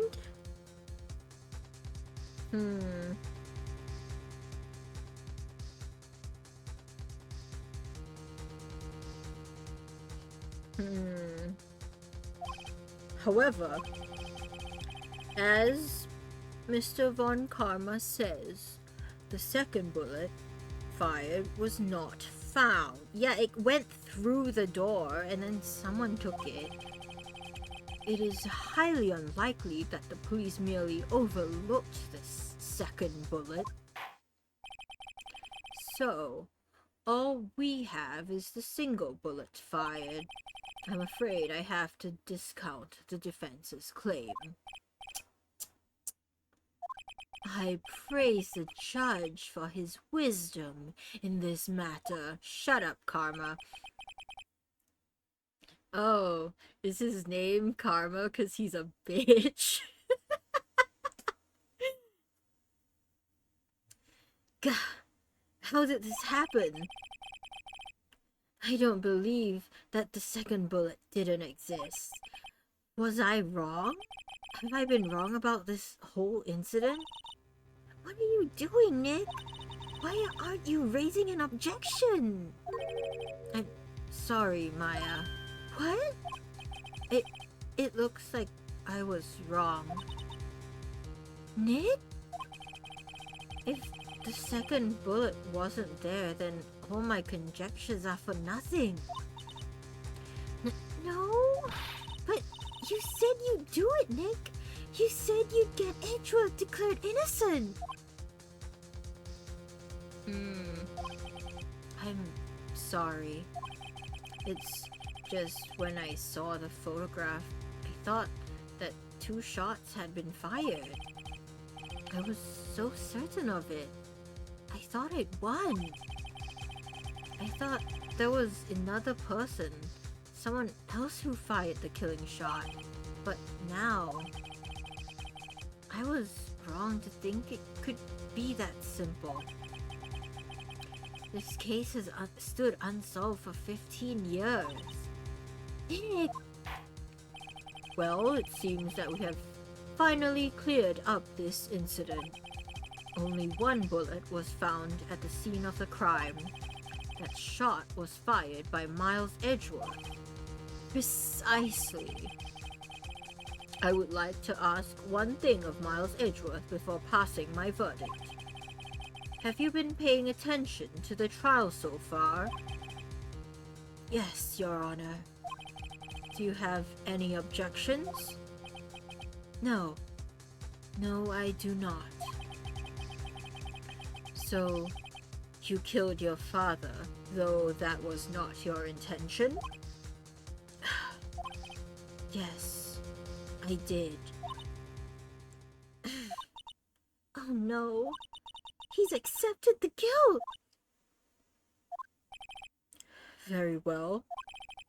Statute of limitations on the murder of Gregory Edgeworth runs out today. Therefore, I must pronounce the verdict on the defendant today, right here, right now. Indeed. Does anyone have any objections? I do. Can I do anything?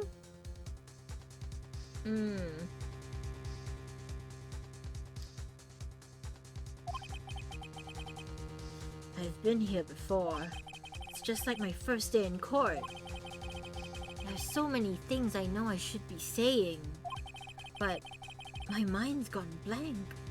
I can't find the words. Mr. Wright, I have an objection. Fight to the end, as Mia said. Your Honor, I object.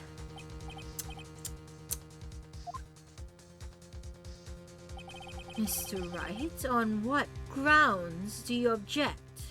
Nick?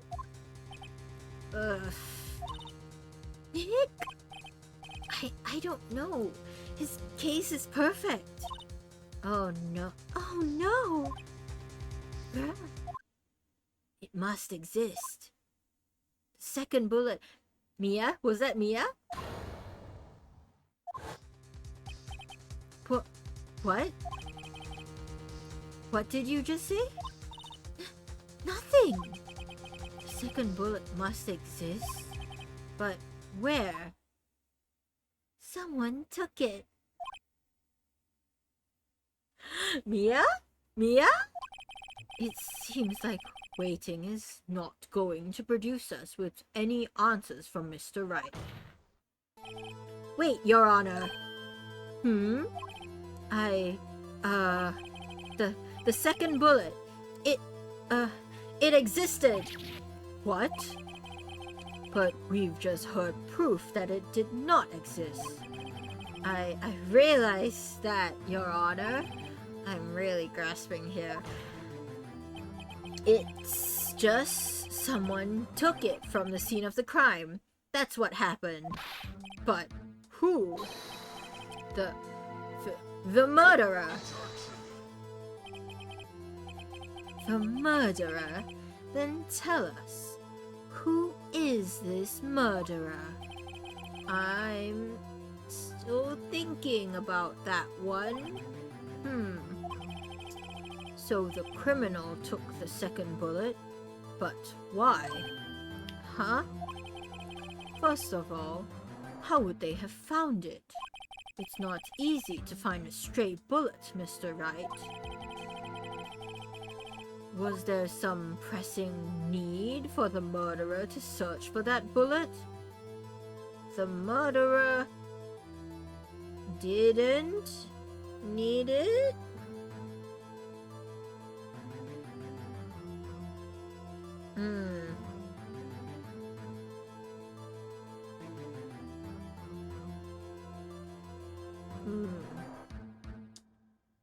The murderer didn't need it, I guess.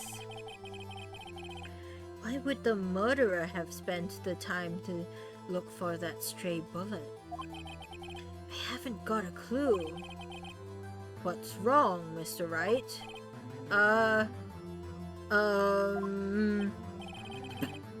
The murderer had no reason to take that bullet. It was someone else. It was a witness. It was a witness. Wait.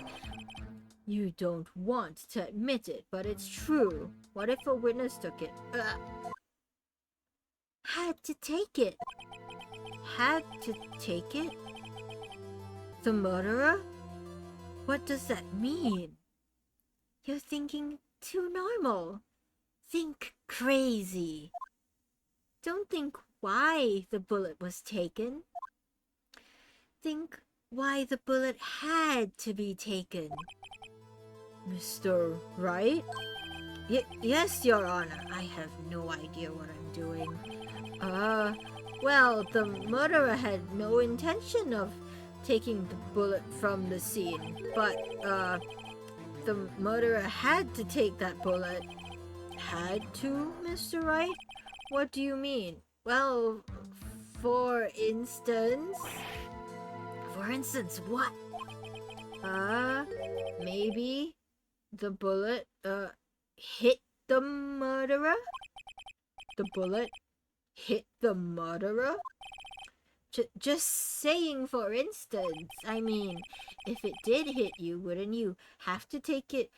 You would have to take it with you, wouldn't you? It's not like you could perform surgery right there. You know? I'm cooked. Wait a second. I was just talking off the top of my head, but what if that's really what happened? Let me get this straight.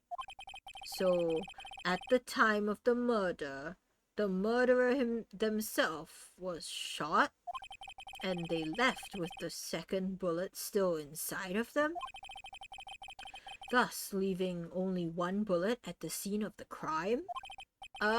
Yes. I guess that's how it would work, yes. But there's a problem with that.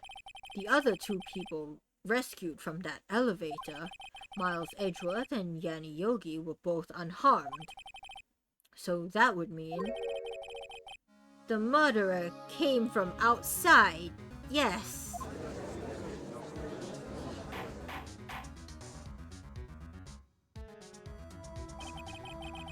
The two men fight inside the elevator. Trying to stop them, the boy picks up the pistol at his feet and throws it. The pistol discharges, and the bullet goes through the elevator door and hits the murderer outside. Yo! The boy loses consciousness. Then the murderer opens the elevator door and sees the men inside.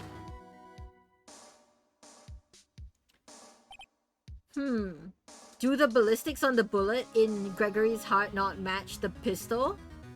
Mr. Wright, you are truly the most unpredictable defense attorney I've ever known.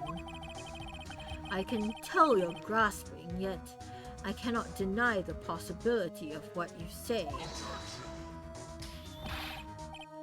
What are you saying? Deny it! Deny it! No one involved with the incident was wounded. There was no murderer. No one was wounded at the time of the incident. He's right, I can't think of anyone. Hey, Nick! Huh? I just thought of something really crazy. Crazy? I was crazy once. They locked me in a room with rats, and the rats made me crazy. Remember what Mr. Grossberg said yesterday? Gregory Edgeworth. What was Mr. Grossberg's voice? Gregory Edgeworth dealt a blow to his perfect trial record. Wow! It must have been quite the shock for Von Karma. He took a vacation for several months after that to nurse a wound. Maybe a gunshot wound? Yes, an unusual event for the man. That was the first and last vacation he's taken in his many years of prosecuting. What if Von Karma didn't take that vacation because of shock? It was quite obvious, was it? Lana Incorporated, thank you for the follow. But took it because he was injured. Which would mean... It could only mean one thing. He was the murderer in the DL6 incident. He was the man who shot Gregory Edgeworth. It was Von Karma. I mean, it's obvious that Von Karma was the murderer, but I didn't expect it to piece together like that. I knew Von Karma wanted him dead, if you don't already figure it out. Oh man. Something wrong, Mr. Wright? You seem dazed. No, Your Honor. Well, you have indicated the possibility that the murderer came from outside. Wonder why Von Karma uses his left hand for a gesture. That is true, but people can be... The pic showed a shot towards the right. Yeah, the picture showed a shot towards the right. That... Yeah, I know he probably lost function of his right arm, but you don't know for a fact that Von Karma was not left-handed before the shot, you know? It is very possible. Can you give us the name of your suspect? Uh-oh, should I come out and say it now? Should I say it now? I think... Say it now. Your Honor, there is a suspect. One lone suspect. You're going down, Eagle Man. Well, this is certainly interesting news. Very well, Mr. Wright. Who is your suspect? My hands are shaking. What? Von Karma. Von Karma? Why is he smiling like that? He knows. He knows. You mean the Von Karma? The prosecutor? The one standing right over there? You don't object?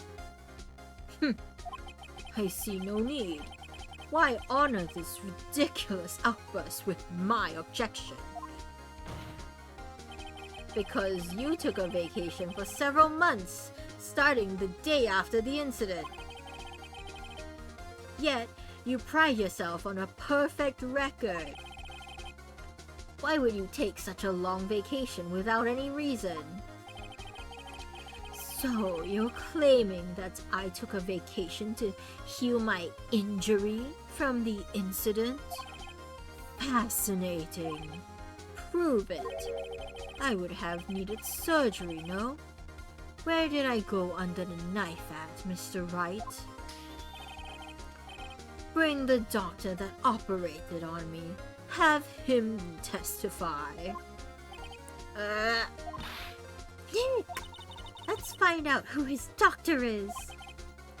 It's no use. Edgeworth? I know Von Karma. Perhaps too well. He's perfect. He wouldn't leave any clues. He probably didn't undergo surgery. That would leave a doctor as a witness. Nobody's that perfect. So what, Nick? Did Von Karma pull the bullet out by himself? That's insane! No, he couldn't have. You can't just pull bullets out of yourself. Wait. What does that mean? He can't pull the bullet out of himself, which means it's still in him. That bullet has to be somewhere, but where? Well, Mr. Wright, can you produce evidence to prove this or not?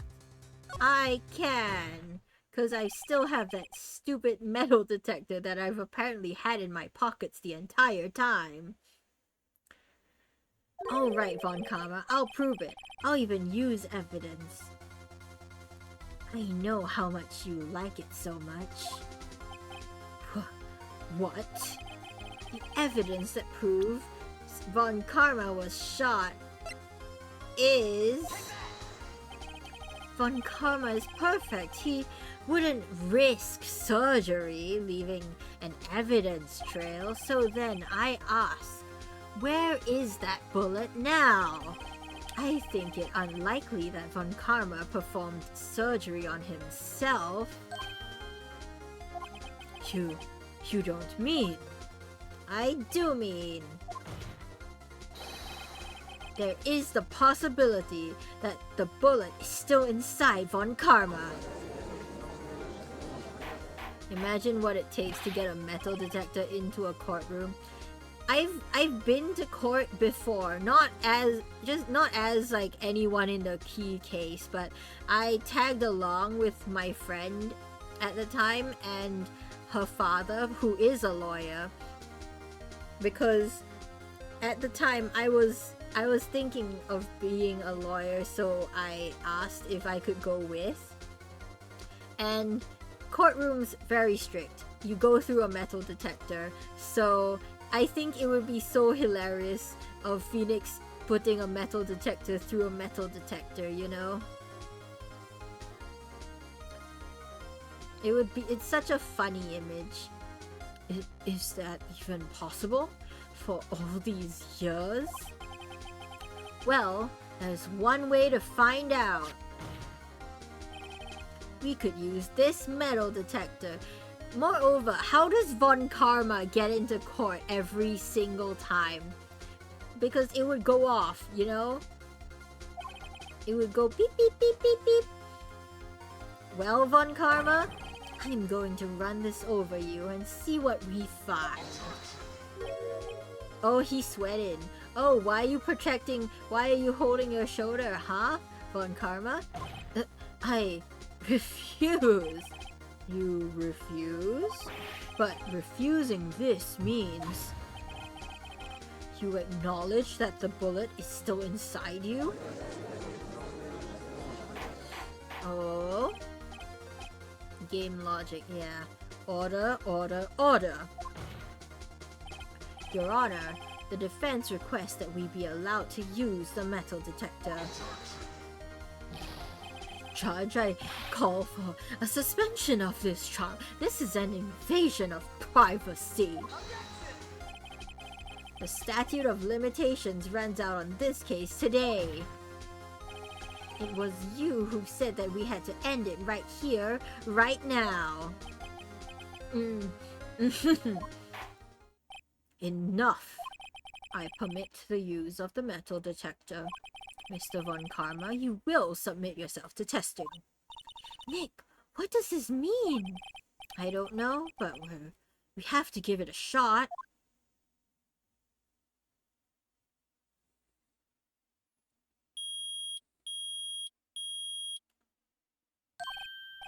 It reacted. Something's inside his right shoulder. The bullet. Mr. Von Karma? You! It was you! I was afraid this would happen, and so I remained silent. Indeed, there is a bullet in my shoulder. However, it has nothing to do with this incident. What? I was shot in the shoulder long before the DL6 incident. I claim that the bullet in my shoulder has no relation to DL6.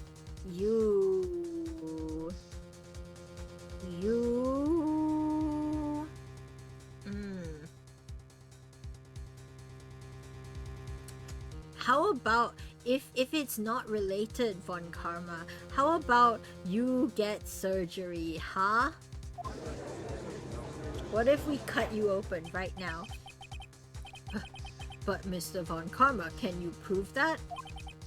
Prove? I have no obligation to prove anything. It's Mr. Wright who must prove something here. Damn it, burden of proof.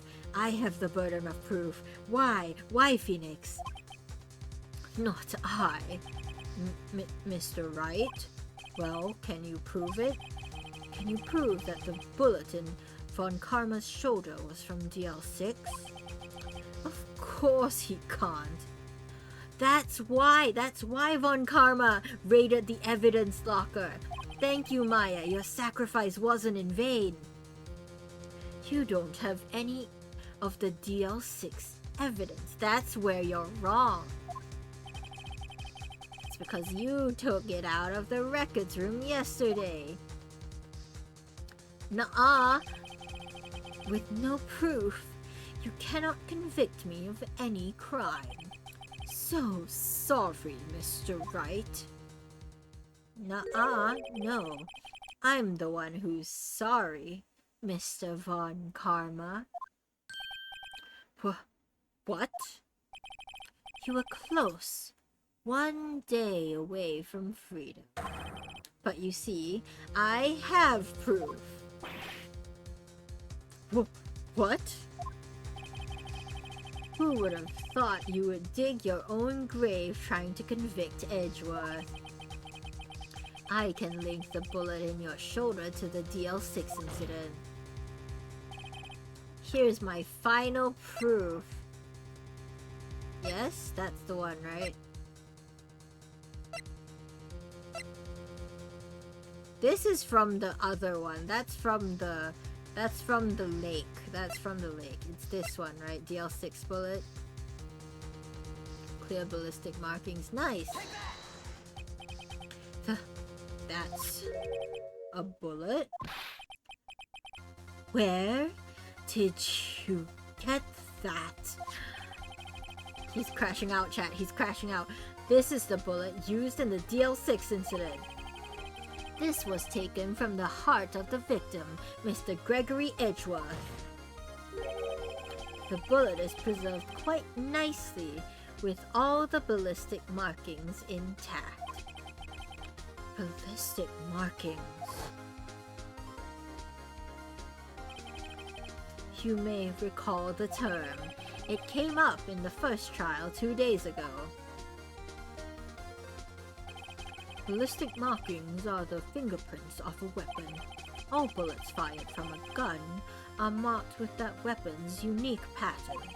By examining the markings, you can tell which weapon fired the bullet. It's quite accurate. Haha. We have 2 bullets in our possession. 1 bullet removed from Gregory Edgeworth's heart. The other, Mr. Von Karma, is the bullet buried in your shoulder. We could analyze both bullets, then if the markings matched, we would know that both bullets had been fired from the same gun.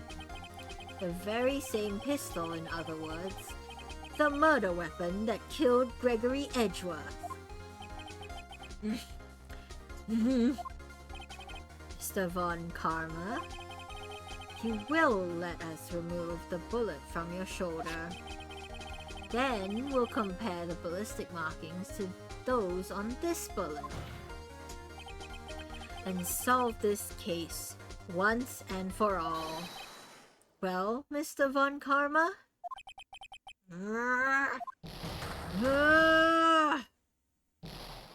Oh, he's screaming. He crashing out. Oh, he crashing out. That scream.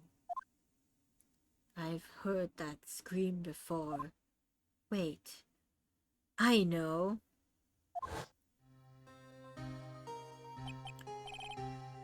Help! I can't breathe! Quiet. I said quiet. You're not making this any easier. Stop breathing my air. I'll stop you. Stop breathing my air. Get away. Get away from my father.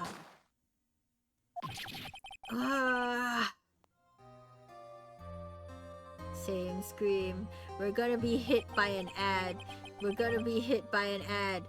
We're gonna be hit by an ad, so we're gonna take a break and pause stream chat.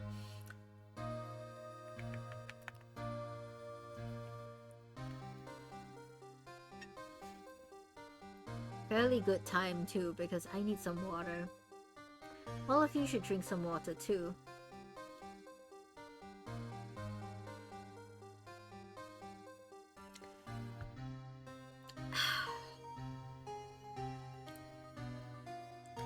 Yo, we have 333 followers.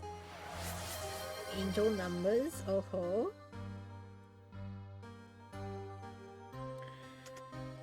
Acia, thanks for the stretch and hydrate. I will stretch.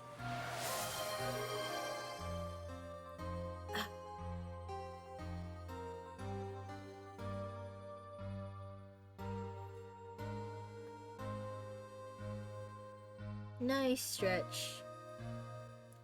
Hydrate.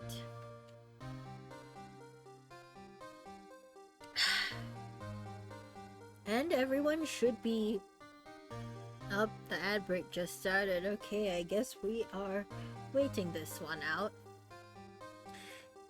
Yo, Von Karma. What? So, let me get this straight. I'm done with Rappa Quest. Ooh, how was it? Tell me.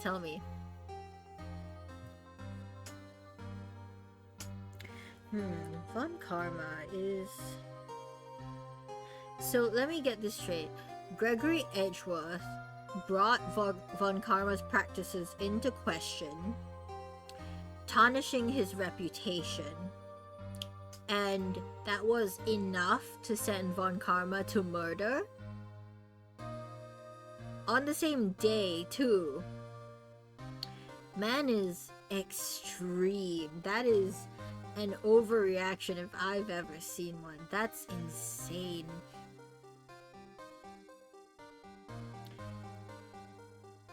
Didn't expect her backstory to hell HSI. Oh yeah. Rappa's backstory, oof, is definitely one of the heart pullers. That was rough. Leave it to HSR to make, like, brain rot become sad, you know? Anyway, let's get back to the stream. Everyone is back. Von Karma cooked with the evidence trail though. Yeah, he did. Leaving the bullet in your shoulder for 15 years. That's metal. I gotta give it to him. Chat. That takes dedication. And having the bullet still in there probably means that he didn't heal up very well. So he's been dealing probably with chronic pain and limited mobility in his right arm for 15 years. It's that scream I heard in the elevator. 15 years ago. Von Karma, it was you who screamed.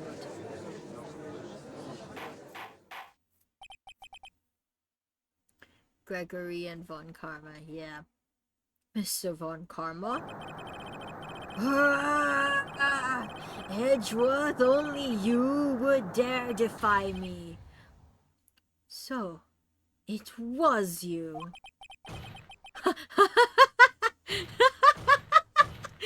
You and your father are my curse. Your father shamed me with a penalty on my record. And you left a scar on my shoulder that would never fade.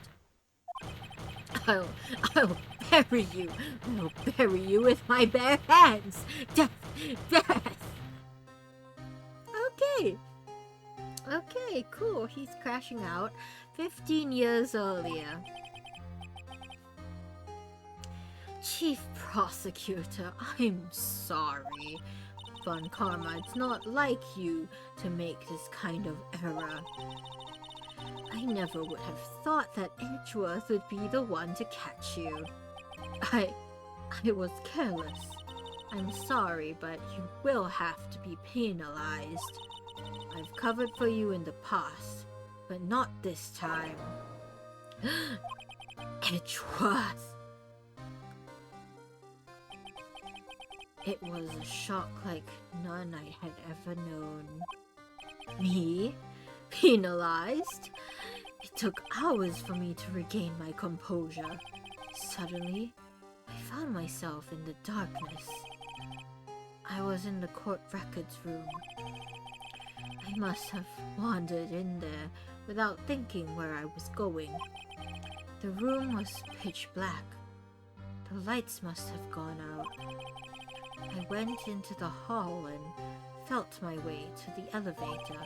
I pressed the button, but Nothing happened. Then, there was a noise. I was in pain.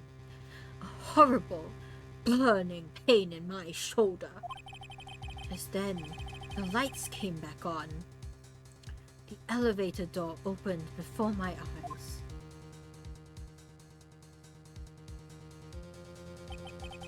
I saw 3 people inside, all laying unconscious from oxygen deprivation. Much to my surprise, a pistol lay at my feet. I knew then it was my destiny. Oh, no, you psycho.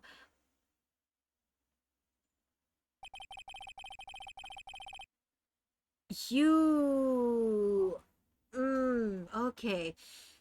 In his last moments, Gregory Edgeworth was still unconscious. He died, never knowing who had shot him. Later, he spoke through a medium, blaming Mr. Yogi. He was fooled. It was the perfect crime.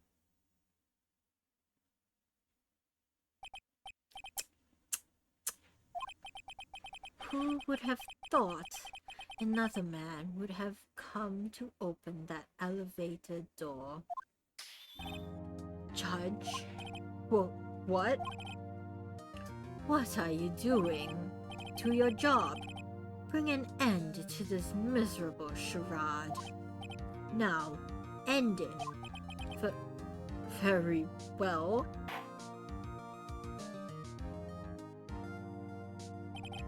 It appears that we have come to a very long way. You have come a very long way to the end of this maze. 15 years later. Mr. Miles Edgeworth? Yes, Your Honor. You were innocent. You are innocent. As you said, it was all a nightmare. Yes, Your Honor. This court finds the defendant, Mr. Miles Edgeworth, not guilty. Woo! Confetti, confetti, confetti! Yippee! That is all. Court is adjourned.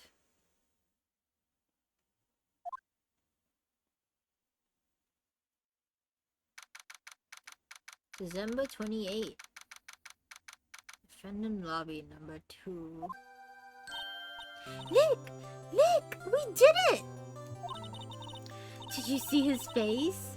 Von Karma looked even paler than usual. He's pretending to be all cool, but inside, you crushed him, Nick. Crushed! I gotta say, I'm impressed. It was pretty close, though. Objection, Hyokin. Axton, hello! Boyfriend is freed, Nick. Yippee! We have so many loddles in chat today. Hello, hello. Welcome. I was sure we'd had it. I know. I was on the verge of tears the whole time myself. Yeah, lawyer kissing simulator. The lawyers, they must kiss. They must kiss, chat. But now it's all just a good memory. Hey there, edgy boy. So, it's finally over, Edgeworth. Right? Yeah? Kiss, kiss, kiss. I'm not sure how to say this. I know. Try thank you and a kiss on the lips. I see. Thank you, right? Such a soon. He's a tsundere. Probably one of the best Ace Attorney cases. Ooh. You're welcome. I think you could have done better than that. Say thank you, but try replacing thank with Phoenix Island. Sorry, I'm not good at this sort of thing. Such a Sun. You got a lot to learn, Edgeworth. She's got you there. Whoop! Amazing, pal. You pulled through just like I thought you would. I'll never forget this. I owe you one, pal.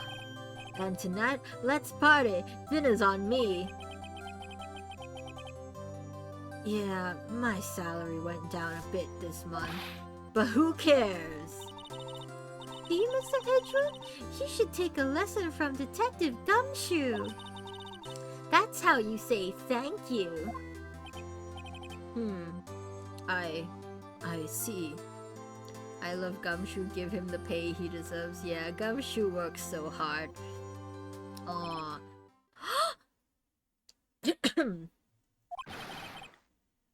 Whoa.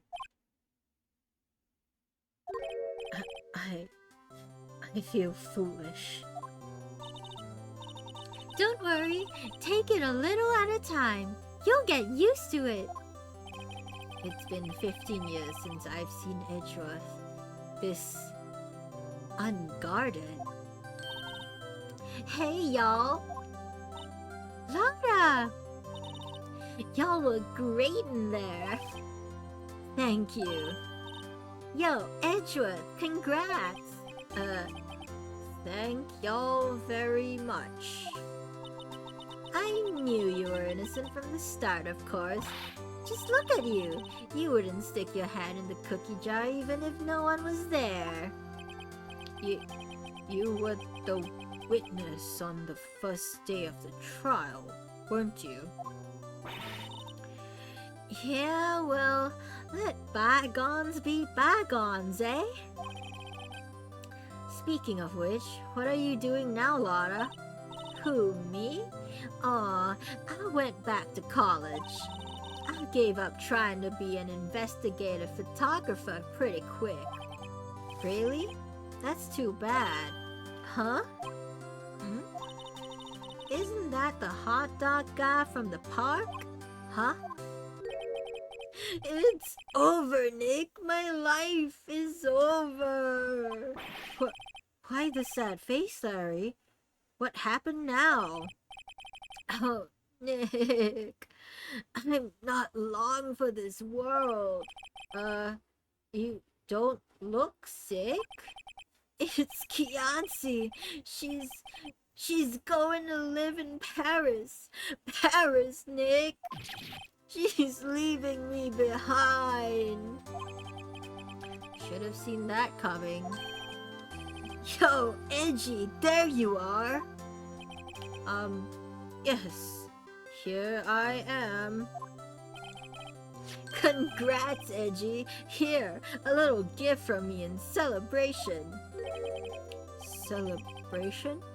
That's unusual for you.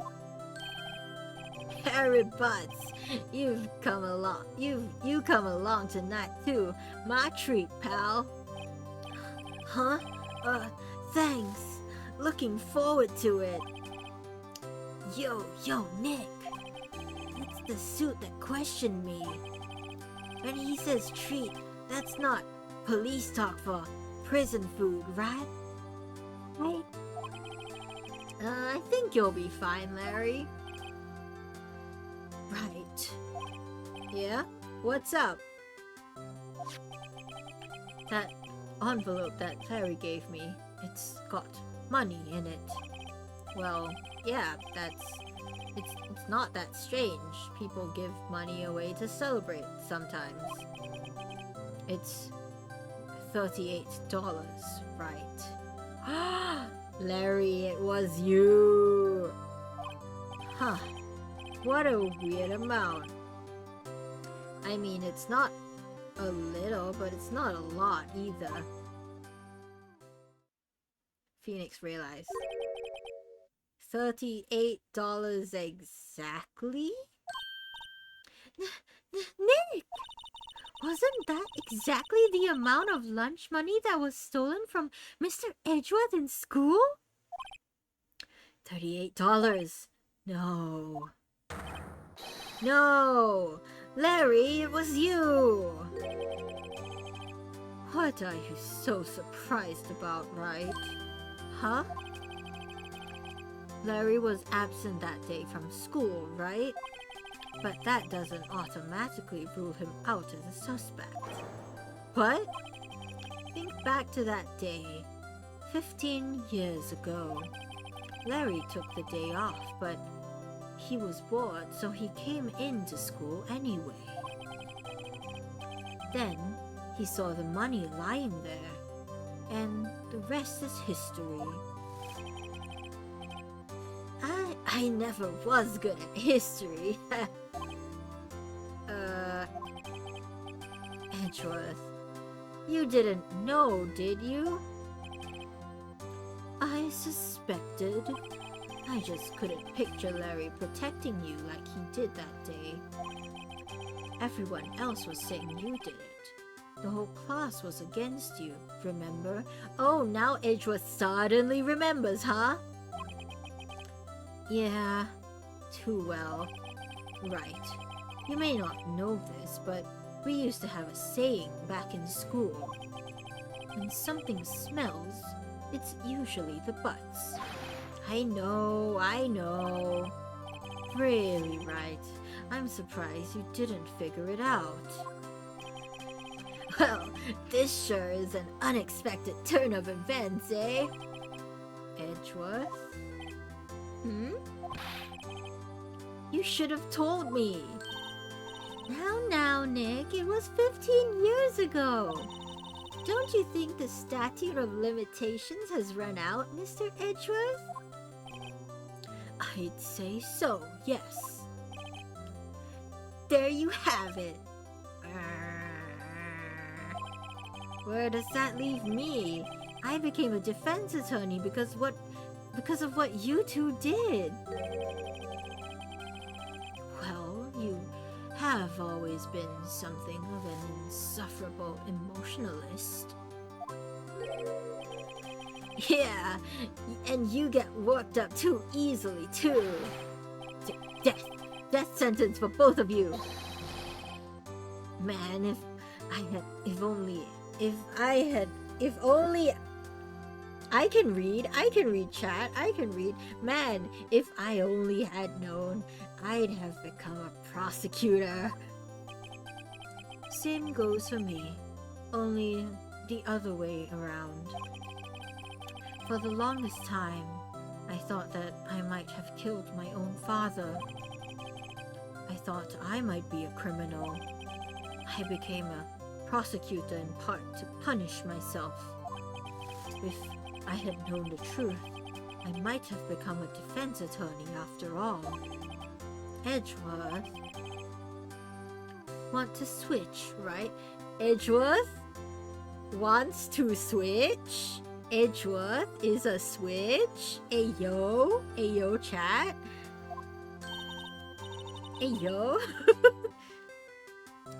Hey y'all, line up. I'll take a photo. Hey, photo time! Let's go! And after that, dinner on me. There she goes. Detective Gumshoe took us out on the town that night. Okay, now you're learning the ways of an attorney. I am. We celebrated Edgeworth's newfound freedom. Even though Edgeworth himself was still in detention. For what? For what? Okay, Wright and Co. law officers.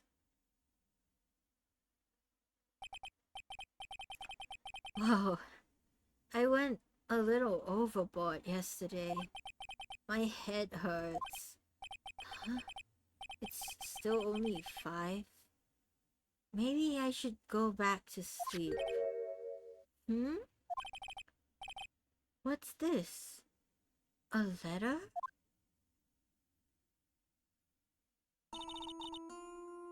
To clear paperwork, even if you're free, the police still need to clear you. Yeah, fair enough. Good morning, Nick. You were really impressive yesterday. Seeing you, it made me think about what I'm doing here. I'm a spirit medium, in training, of course. I wanted to help Mr. Edgeworth too. I wanted to help you. But I couldn't. I was useless. So I've decided to go back to my training. I'll become a full-fledged spirit medium for starters. I couldn't say it to your face, so I left this letter. Goodbye, Nick. What? What? No! Wait, Maya, wait, no! Goodbye? What time is it? The first trains for the mountain have already left. To the station. Oh, yeah? Oh, no. I guess I'm too late. Hey! Nick! Maya! So, you're leaving? Yeah. It's hard being a spirit medium who can't talk to spirits. And I think you'll do fine without me, Nick. Be good, okay? Maya, no! Hold it! Wait! What? I never could have saved Edgeworth without your help. Huh? On the last day of the trial, I heard her. I heard Mia's voice. You heard my sister? Yes. Only her voice, but still. It was at the very end when I thought we'd lost everything. Well, that's my sister for you. Detective Gumshoe helped, and Mr. Grossberg, and even Larry. The only one who couldn't help. I'm the only one who couldn't help. I was useless, Nick. But you were the one who stopped Von Karma, Maya. Huh? I didn't do anything. All I did was wander around in a daze. Sorry, but I have evidence that you helped. Evidence? Show Maya some evidence. We got this, right? We got this. A bullet? I can't believe they let me keep this evidence. Von Karma was convicted. Von Karma was convinced he had taken all the evidence pertaining to the DL6. But you were the one who rescued the last piece of evidence we needed. This was the bullet that put an end to Von Karma. And you were the one who gave it to me. Nick. Thanks, Maya. I couldn't have done it without you. I'll be back soon. Huh? I'm going to complete my training, and I'll come back. Okay. I'll be waiting. Of course you will. You can't run that office by yourself. You're hopeless. I don't know about that. So, this is it. See you soon, Maya. Aw, we'll have to do a case at least without... Aww. Baby. Thanks, Nick.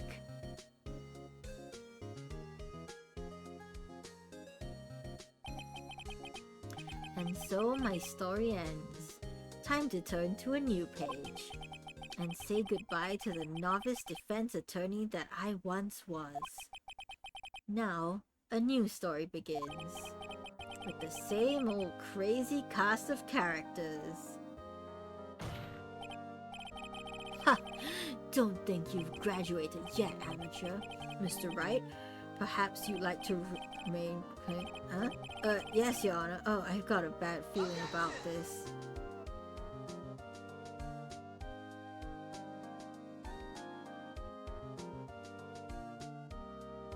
Is that the end of the first game? Hey pal, Mr. Edgeworth came down to the precinct to wish you a happy new year. Talk about a pleasant surprise. Whoop! Detective Gumshoe! Then he hung his head low and went right back outside. Kind of like he was embarrassed or something. Strange, huh? Graphics by Kumiko Suekane. Huh? Nick? Nah, haven't seen him lately. Who, me? I've been working at a cheese shop. That Missy's a nice lady, but she isn't what you call a cheap date. Huh? Oh, she's in Hawaii now. Yeah. She's not exactly what you'd call a cheap date. Ah, yes. Should we continue, chat? We've only been at this for like less than 3 hours. Cool, right?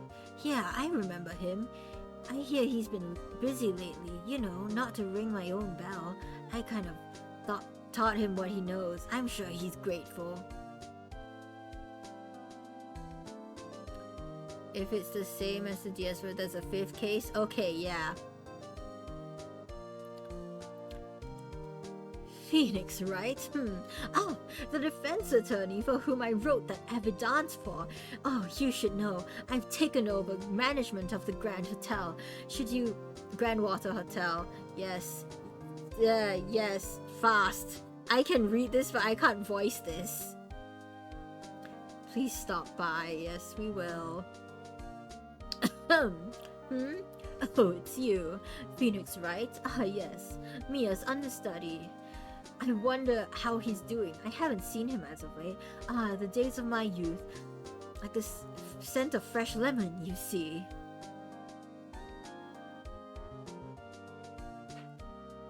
Sugimori, music is a bop.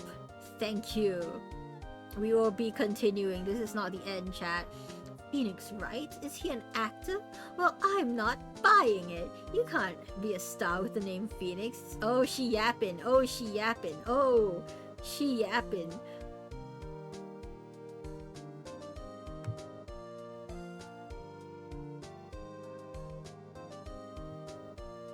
Something interesting, the fifth K. Be pleased to announce Pink Princess is a hit. I sure owe Mr. Wright a great deal. I'm keeping my face out of the public till the show's over. I wouldn't want to ruin any kid's dreams, you know? Never change, old bag. 5th case of this game was... Oh, Penny. Oh, I got a letter from Maya the other day. Sounds like she caught a cold standing under a waterfall. I wanted to visit, but I didn't have time, so I sent her some Pink Princess trading cards. She says she can't buy them where she is. What kind of place is she living at anyway?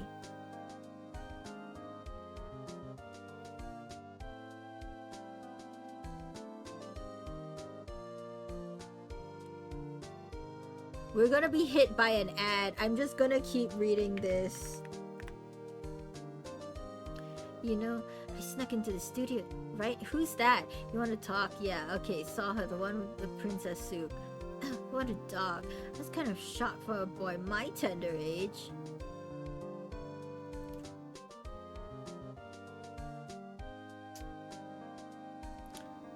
We are gonna be hit by an ad, but I can't pause this. Yeah, I remember, right? That lawyer guy, huh? Me? I'm in training to be a paranormal photographer. You know that picture I took of everyone? Well, just behind them, there's a ghost. For real. Now that's talent. I'm gonna be famous.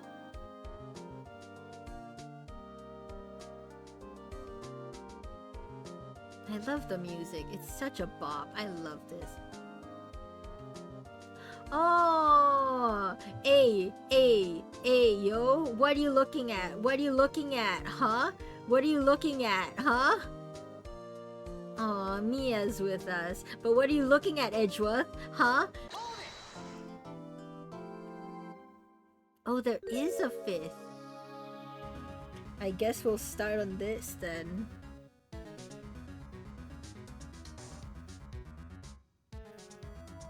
Ooh, she's cute. I like her.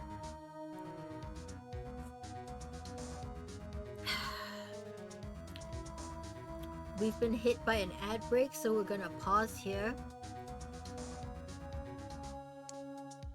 Take a water break. Take a stretch break.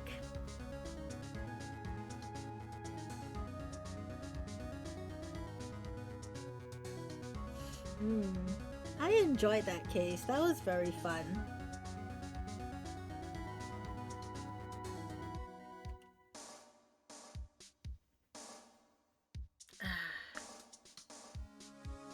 Did my neck crack? Get picked up by my mic? Uh-oh.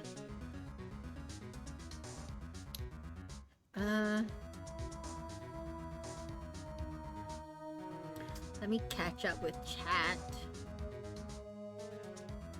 This case of this game was actually written after the original release of the 3rd game. Oh, okay, so they added it. It was added in the DS release of the game and does a bunch of cool stuff. Ooh. Unfortunately, I'm playing this on PC, but hopefully some of the cool things get carried over. If you enjoy corny live-action adaptations, the Phoenix Wright movie was a good one that mainly focuses on the one you just played. Ooh, I will check it out, Estelle. Are the ads over? Are the ads over? Twitch, can you release my audience, please, Twitch? Live action was so cool. I want to watch it. I do know there is like a musical, a Phoenix Wright musical, and I also know there's an anime, and I will check those out. Yes, please save our progress. Yes.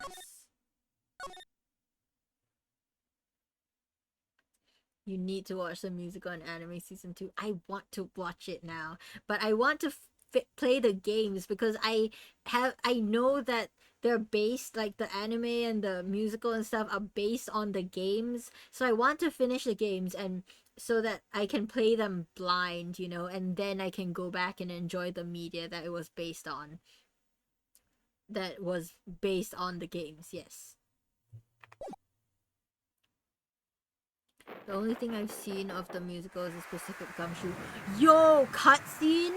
Yo, this is such a jump up. We get a cutscene. We get animation.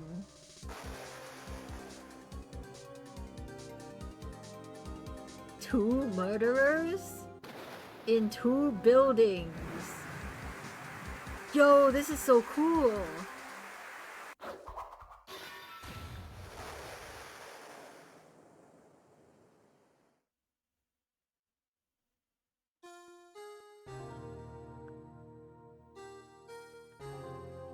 Okay. Play the first 2 games for the anime season 1. Okay. It's been 2 months since Maya left the office. 2 months without a single trial? Phoenix, what have you been doing? I've had offers, but none I took. Why? You need to eat. You need to keep the lights on. What are you doing, Phoenix? Who's paying your rent, Phoenix? How are you paying rent? I remember finding this case really tough when I first played it. Took almost no hints when reading the dialogue. Oh, there. Okay, I will. Man, munching of Edgeworth, obviously, yes. That is until the day that girl showed up. February 22nd, 10 a.m.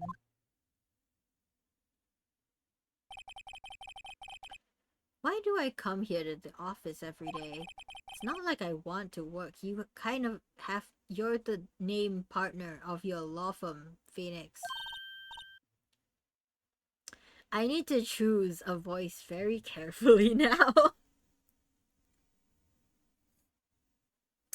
Hmm. Hmm. Hmm.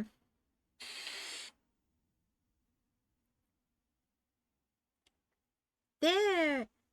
Hmm. There you are! Finally! Where have you been? My sister's trial is tomorrow! Well, does Maya come back in this one? Maybe. I need to give her a distinct voice from Maya. My sister's trial is tomorrow! There, American. Who are you? It doesn't matter who I am, it only matters who you are. The famous defense attorney Maya Fey. Mia Fey. The thing is, I read MIA as Maya, but Maya is called MAYA is Maya, so I need to switch to Mia. That's him, Mia Fey. It is I, Mia Fey.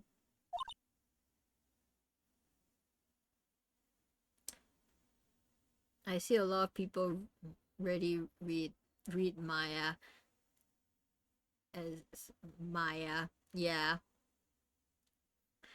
I know it's supposed to be Mia and Maya, but it would also be funny if both of them were called two versions of Maya, you know? Maya and Maya. Oh, you're not Maya Fey, are you? I'm sorry, but Miss Mia Fey no longer works here. So, you are the coffee boy? I'm Phoenix Wright, a defense attorney. Right? Wait, you're the Phoenix Wright? The Phoenix Wright from the Edgeworth murder case? I feel like this is giving her a voice that's far too annoying for the character she is. Chat, I need advice now. Is this character going to be annoying or not? Because if she is annoying, I'll keep this Valley Girl voice. If not, I'll change it. Yes, that's correct. It wasn't Edgeworth who was murdered, though. That's a relief, then. You're better than nobody. I'm sorry. I'm afraid I'm not taking cases right now. But you are Phoenix Wright, right? The undefeated defense attorney? Look, I'm not accepting any new cases. Chat, please advise me. Is she gonna be annoying or not? I need to know if I need to change her voice. I'm sorry, but you'll have to try elsewhere. Please, I'm out of time. But please, you have to help. It's my sister. Oh, she reminds us of Maya. Oh.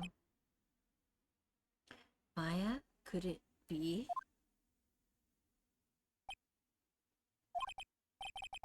Okay, I'll hear you out. Really? Thank you so much. My name's Emma Sky.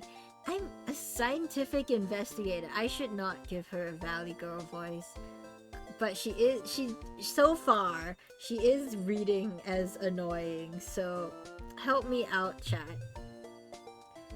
Is she going to be annoying, and how much am I gonna do her voice? Is she gonna be a recurring character, or just it's okay, she gives that energy? Cool. My vibe check, impeccable. I don't doubt myself once. It's fine. I wouldn't say she's annoying, but she is there a lot. I always had that voice in my head. Cool. I'm a scientific investigator. I will give her American, but not Valley Go, I guess. Scientific investigator? Emma, was it? You're a scientific investigator? Yes, that's right. Is something wrong? No, it's just that you seem kind of jumpy, or maybe just young. Young? I'll be 16 years old this year. Oh, I see. Wait. Only 16? She's pushy, I guess? Okay, cool. I'm set to be formally assigned to forensics in 3 more years. My work is becoming quite well known. At my age, for no less. So what exactly is your current position then? Well, legally speaking, I guess you could call me an 11th grader. But I'm ready to do my job at my age, no less. Great, another future professional in training. So what's this about a case? You said the trial's tomorrow? You couldn't have come to me earlier? My sister didn't do it. She wouldn't stab someone with a knife. She wouldn't. So it's a murder case. I don't care if there's a witness who saw her do it. She didn't do it. I know she didn't do it. It's a scientific fact. And there's a witness. Just talk to her. You have to talk to her. Right, I suppose I will. I promised I'd bring Mia Fey, but that's interesting. How would she know Mia? Runs in the family, I guess. You have the hairstyle. You have the face. So, you want to be a scientific investigator when you grow up then? Look, that's all it takes to gather information, get the appeal to court, expedite the trial, know who the prosecutor. Just a day. Just a day. Excuse me? I'm not a child, I'll have you know. Still, it's good to have a goal, albeit a very unusual one. I believe investigations should be done scientifically. Don't you? Yeah, sure can't fault her for lack of enthusiasm. You wonder how the attorneys function in this world. Wing it! If this case is handled scientifically, I'm sure my sister's name will be cleared. Your sister? I've been doing research, you know. I'm developing a new scientific method of case investigation. I'll show you when I'm done. I'm looking forward to it. I guess I should get down to the detention center and talk to her sister.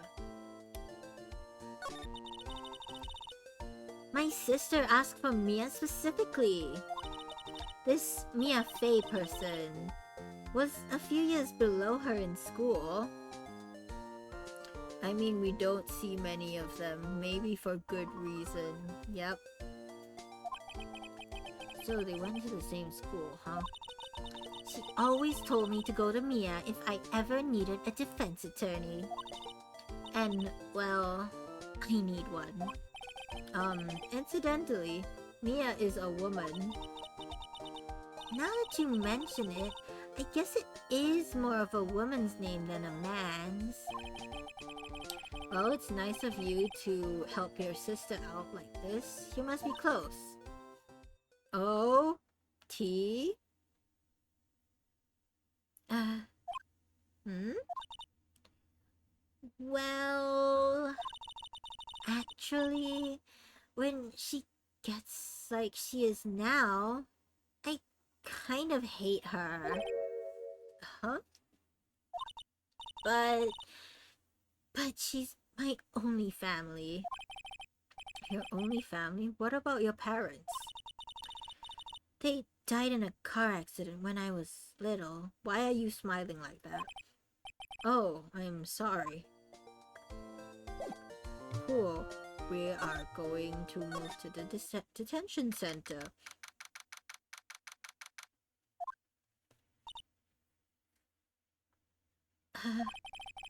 I wonder what's wrong with Emma. She got quiet all of a sudden as soon as we arrived. I need another voice. Guard, I told you I didn't want visitors. Sorry, ma'am. It's just your sister. No excuses. Or did you not want to have a race this year? Understood, ma'am. What was that all about?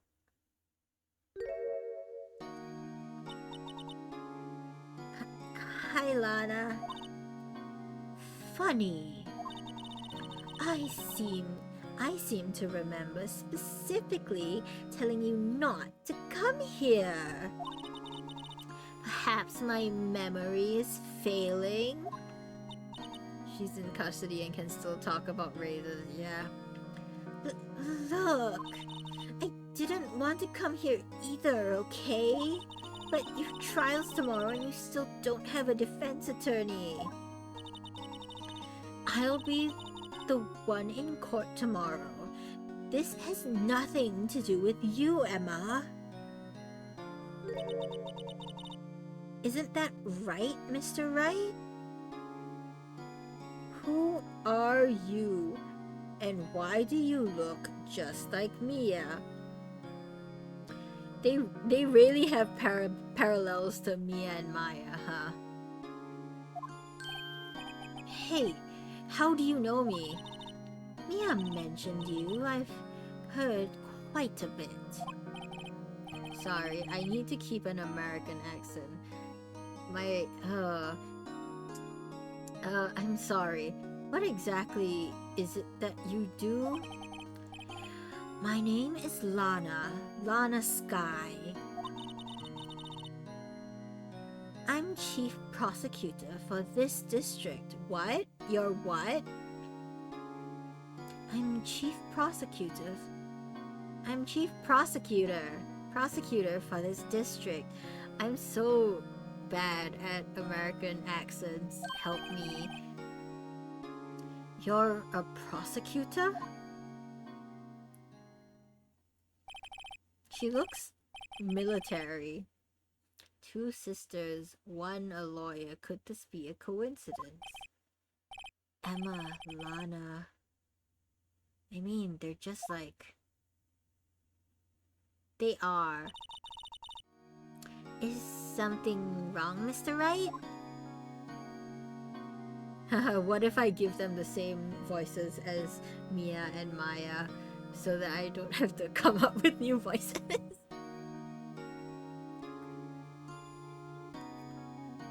She could give me a command and you'd say yes, simp. Case. There's something you should know from the start, which is... Suspect in this case has confessed to the crime. Huh? Wait, but the suspect is... Me. I did it. Well, Mr. Wright? Well, why don't you begin telling me exactly what happened? Hey, and you are and proud. Speak loud, my brothers. Never fear being called. Be loud, be proud. Great. Never fear being called one.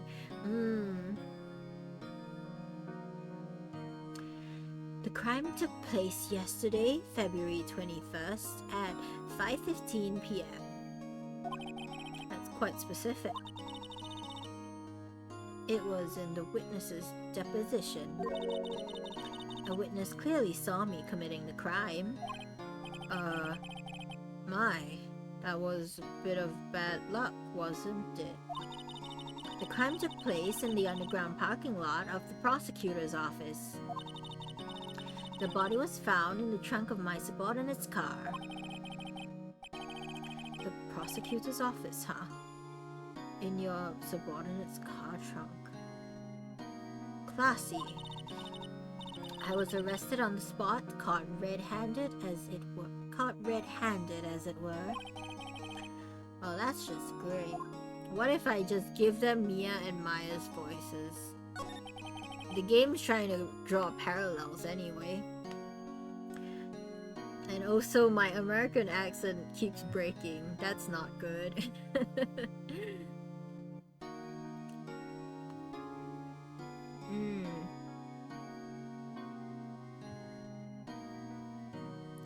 So, who was the victim? An investigator with the police department. I suppose the correct term is detective, not gumshoe, not gumshoe, not gumshoe. A detective? Death was due to a loss of blood. He was stabbed once in the stomach. By you? Death wasn't immediate, but the wound was fatal. I see. Allow me to repeat myself, Mr. Wright. The victim was a detective. You know what that means, don't you? Uh-oh. What? Mr. Wright? What does it mean? Oh, it means... The police department will consider it a matter of pride to have me found guilty. They will use any means at their disposal to do so. This case gets worse and worse with everything I learn. So, you're the chief prosecutor? That is correct. I'm responsible for overseeing every trial handled by the prosecutors in this district. I make sure the prosecutors have what they need to do the job and manage every aspect. Those are my responsibilities in a nutshell. That's an awfully large nutshell. Still, I'm a little surprised. I wouldn't think you'd recognize it. I would think you'd recognize the district's chief prosecutor, Mr. Wright. Huh? In fact, it seems impossible you wouldn't. Lana? What happened to your hand? Oh, this? I cut myself by accident when I stabbed him, that is. Huh? I'm not very good at being a criminal, I suppose. I am going to give these two sisters Mia and Maya's voices because they're meant to be parallels, chat. It's definitely not because I'm giving up on accents. How am I supposed to defend this? Drop the case. Don't take it, Phoenix. Time to change the subject. Wait, she was in the class ahead of Mia, wasn't she? You were in school with Mia, correct? A few years above her? Emma told you that too, didn't she? But why not? I did drag him all the way here from his office. It does fit. It fits very well, chat. You gotta admit those voices fit very well. Although it seems he has very little in common with Mia. Hey, it was in law school. I was in my 3rd year and she was auditing the class.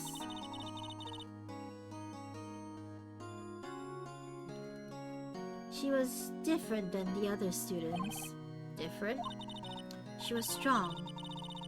She'd do anything to become a defense attorney. Anything.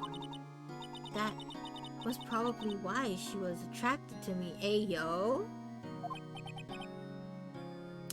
Excuse me? Intellectually attracted, Lana was top of her class in school. I was the best there was. Oh. I'm doing pretty good in school too, by the way. Sounds a bit different when Emma says it. Well, Mr. Wright? Excuse me? As you can plainly see, I'm admitting my guilt. What if I give her a lower voice, chat? What if I lean into the ara, huh? What if I lean into it, huh? ACR? Opinions? Opinions? I think it's safe to say there's no way you can take this case. None. But Lana...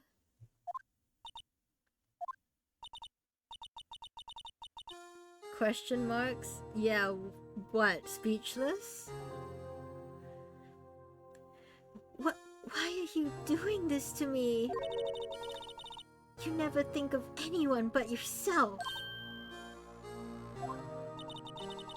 I know you didn't do it, Lana. I know. So, how can you say you did? If I lose you, I'll be all alone. I hate you, Lana.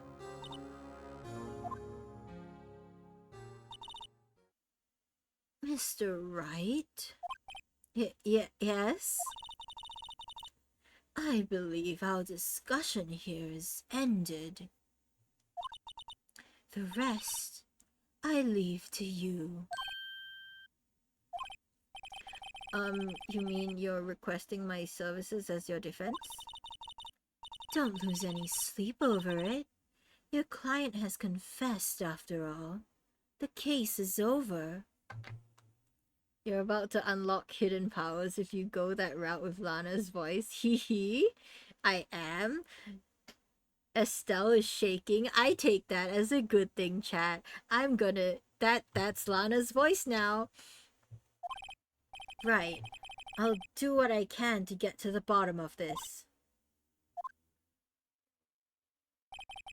Lana has confessed to the crime, yes. But something doesn't fit. It's that look in Emma's eyes. There's something else going on here, and I'm going to find out what. I'm sorry, Mr. Wright. Huh? About what? My sister. She's not always like that, you know. I just never expected to be defending another prosecutor again. We just got Edgeworth off. We're gonna be hit with an ad in about 30 to 40 seconds. She's changed a lot. She used to be so gentle, always smiling. Everybody liked her. I see. Sorry, but I'm having trouble imagining that. What happened to her? I don't know for certain myself. I think maybe she... well, maybe not. Sounds like there's something here that defies a simple scientific explanation. Let's go check out this underground parking at the prosecutor's office, shall we? Okay. Oh. And we're gonna take a break.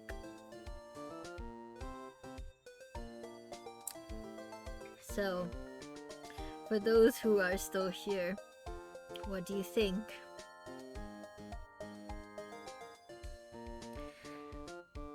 So, Emma and Lana's voices, good? Did I settle into good ones?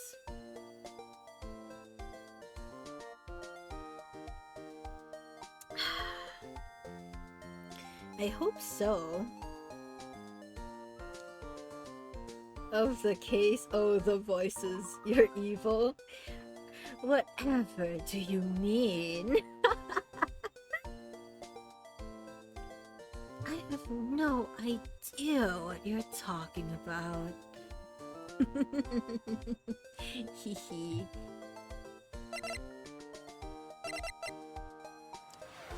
Dang, ACR redeemed no-nos.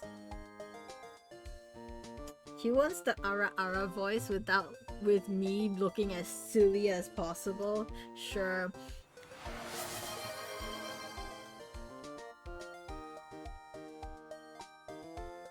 I still redeemed hydrate and stretch. That didn't sound. It should sound soon. There we go. The voices are fine, thank you. I hope they're more than fine. Anyway, everyone should be back. So we're gonna start the timer on no-nos and continue the game. Yeah, they're fitting. Nice. Very nice. Okay. So...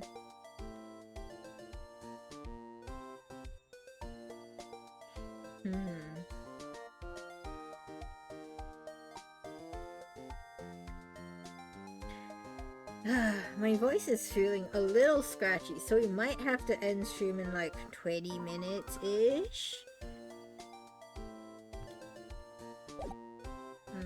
Is there nothing else? Okay, cool. Underground parking lot.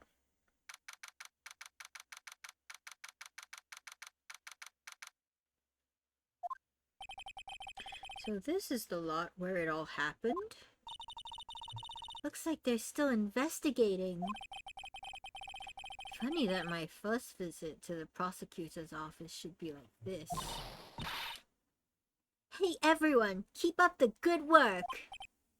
Hey, what are you thinking?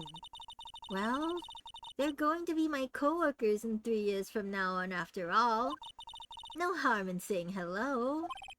Actually, there is. You know attorneys aren't supposed to examine crime scenes? I'm trying not to stand out too much here, see? Hey there! You expecting to go unnoticed here, partner? Partner?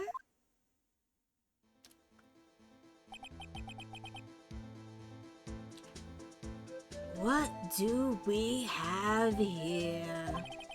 Looks like a bambina got loose from the ranch and is up to no good. Folks gotta learn to keep them doggies tied down, partner.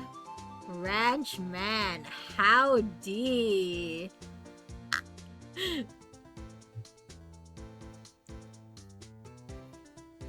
The greatest music I heard during my DS Ace Attorney. Ooh, yeah, this is a bop. Ooh, very nice.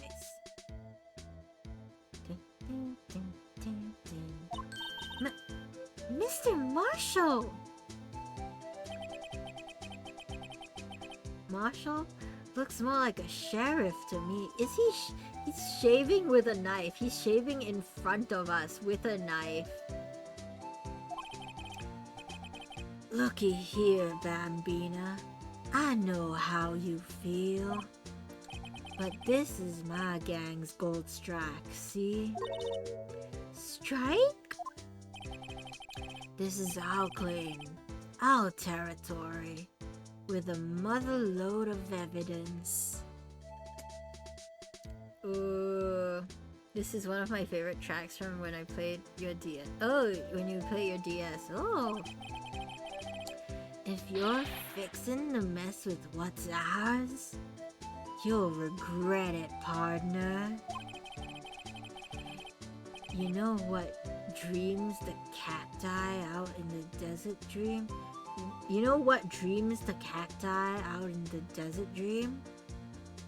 You want to? What's this guy talking about? Peak generic kawaii music, but it's still like, it still meshes with the Ace Attorney vibe, you know? Is he day drinking? You head along home now. Happy trails, Bambina.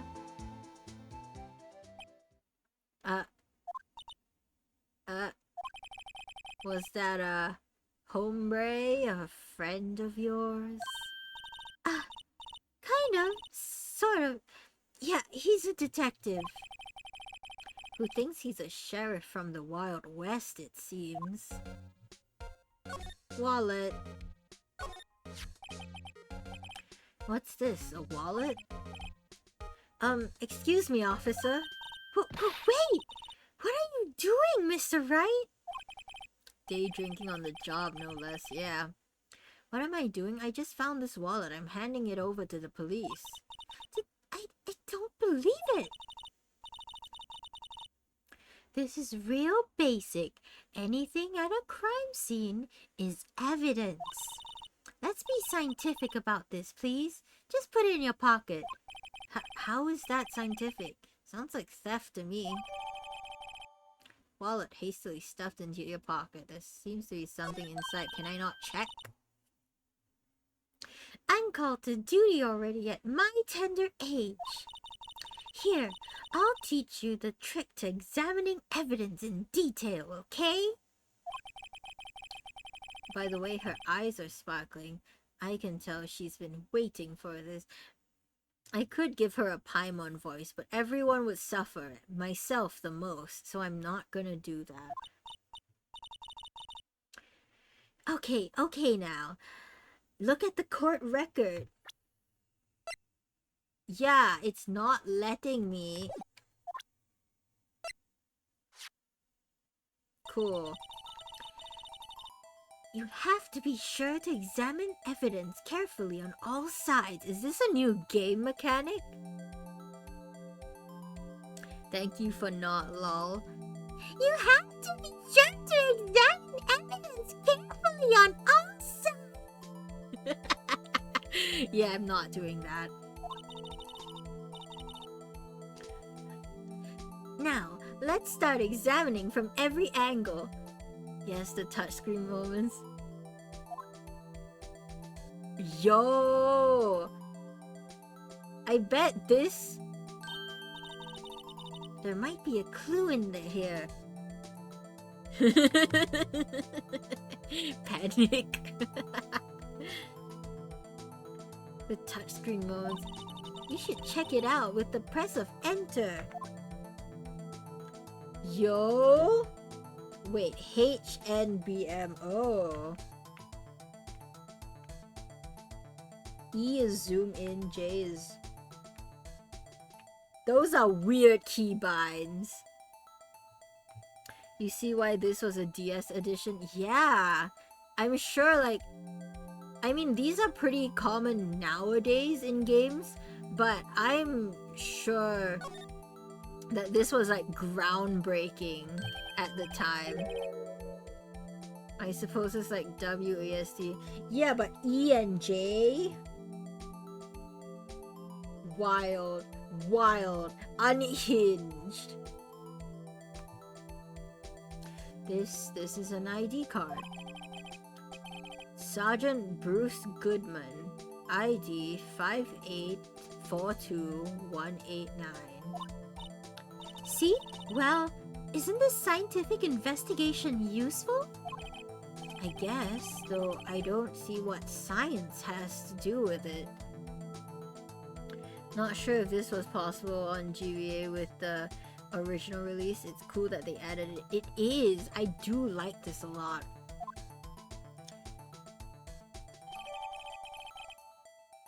Goodman's ID added to the court record. Let's be sure to examine every piece of evidence we find. Guess I've got to be on my toes from now on. Examine ladder. A ladder! That's a stepladder. What's the difference in scientific terms, please? Scientific, huh? Look at the basic nature of things, Mr. Wright. This all seems so horribly familiar somehow. We have a new assistant.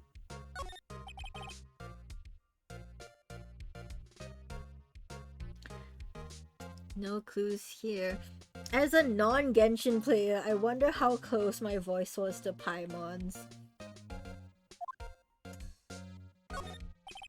No clues here. Phone? Here, a phone. Let's see if it works. Hey, don't touch stuff we don't need to be touching. I can't hear anything. My ears. No, my ears. Maybe it's due to the barometric pressure. What is she babbling about? Hey, what did you just say? See, you can hear just fine. The phone's broken. As a Genshin hater, I can tell you pretty close. Cool.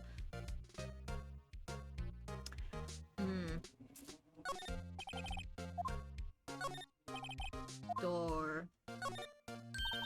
Look, a door! Oh, it's been 10 minutes. Nose comes back.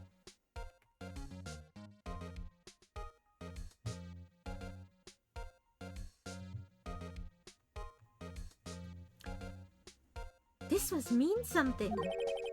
I'm not sure that doors mean anything. No, it won't open. A mysterious lock. I fail to see what's mysterious about it. Mr. Wright, you need to learn to enjoy life more. Let's finish our investigation first, shall we? An oil drum. Looks like it's filled with water. It's heavy. I can't budge it. The drum over there is on its side. Wait, I know. I'll hide in here and do a stakeout. I think you'll probably just get arrested. In fact, you may not even have to hide in the drum to get arrested. What? I'm not suspicious. You are. Vent. No clues here. Oh, I can slide. Ooh, there it is. Tape recorder. Well, no time to waste. Let's get hunting for clues.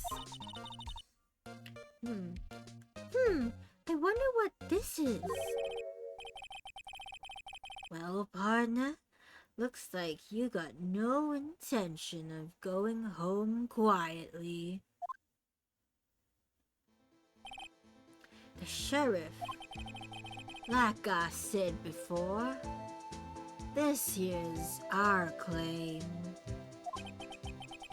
You'd best be moseying along, unless you're fixin' to bite the bullet.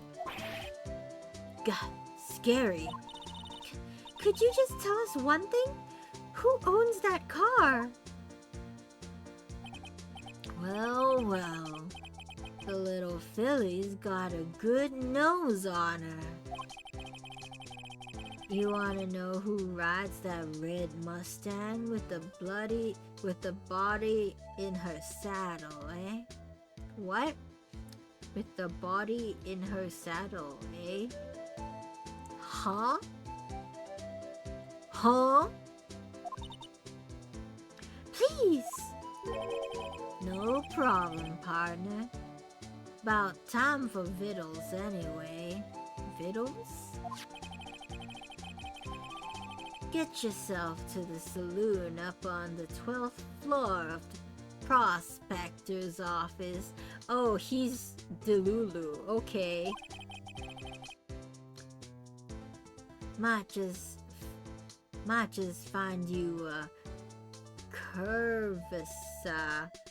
cerveza you like? What? Cerveza.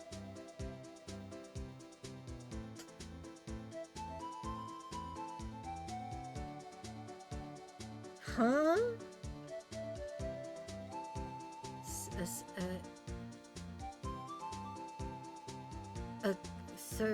Cerveza? Cerveza? Like beer? Prospector's office? Where does this guy think he is, and when, for that matter? Note to self.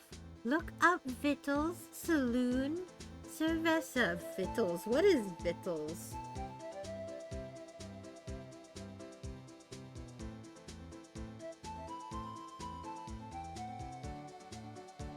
Victual. Food. It's food. Vittle. Yeah, vittle. Vittles is cowboy slang for food. Like, for vitality, I guess. Maybe we should check out room 1202, the High Prosecutor's office. In any case, stay away from the car. You can look around here all you like. Just keep your paws off our claim. Right, great. Great. Maybe there's some clues around here, Mr. Wright. Let's check it out. Short for victuals. Ah, okay, archaic English. Excuse me? Were you two all set? Us?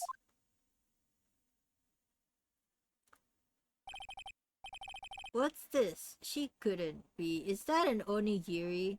Is that an octopus sausage? Who are you? And why do you have Japanese food on your person?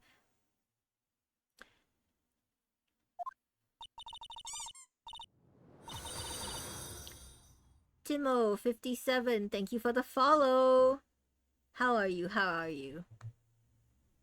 Got a lot of lurkers in chat today, huh?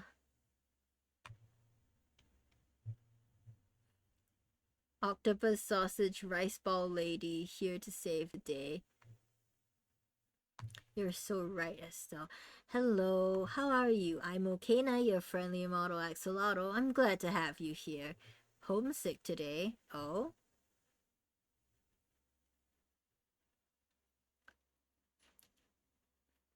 What do you mean homesick?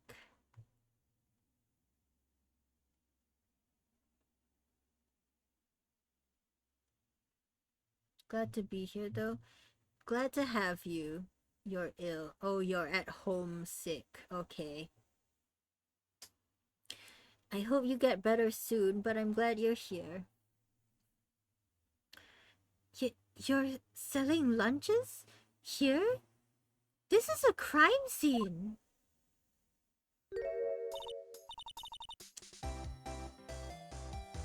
Hello. Half and half, was it? She reminds me of Jade from HSR, so I'm gonna give her a Jade voice from HSR. Oh, thanks. And you, sir? Yes? Some crunchy goodness coming at you. Thanks. Interesting way of doing business. This area is off limits to anyone without clearance. Especially passers-by. Or are you officers? No, but you don't exactly look like the type to have clearance. Well, that's hardly a way to greet someone. Timo, by the way, you can change your name color in chat settings. Just a reminder, because I see you haven't set it, so I'm just telling you in case you would like to set it. even if my days as the cough-up queen are over. Cough up? Huh? You know, I'm feeling kind of full. Maybe I'll pass on lunch. I'm quite connected to this case, you see. The images are burned into my eyes, you might say. Yes, all the sordid secrets. You stepped away, didn't hear what you say. Oh, I'm saying that if you want to, you can set what color your name is in Twitch chat using settings. Because I see you haven't set it. You don't have to, I'm just telling you it's an option. Yes. Secrets? Dear me, you are a slow one, aren't you? I'm referring to the murder. The stabbing of that detective. What?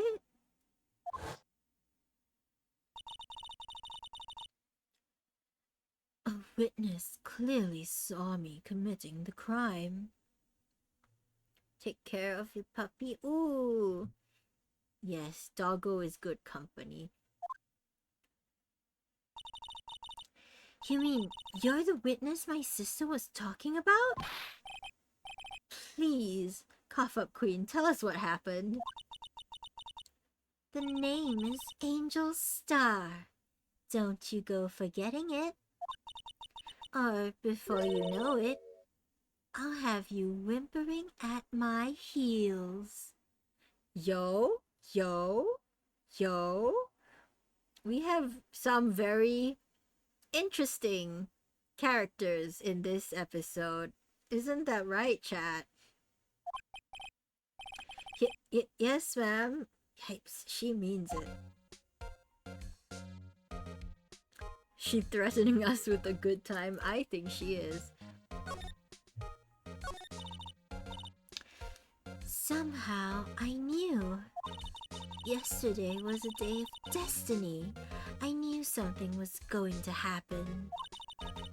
Just like I know that the daily special on Friday every week is salmon.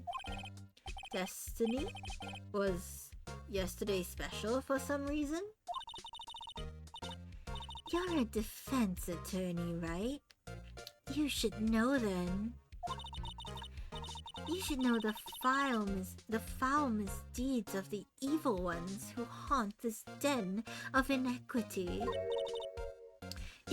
Evil ones? Prosecutors, they have no qualms at all about blackening the name of innocence.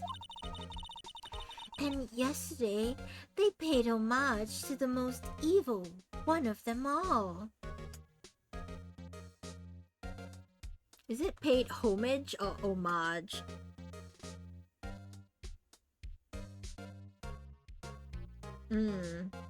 It's homage, great.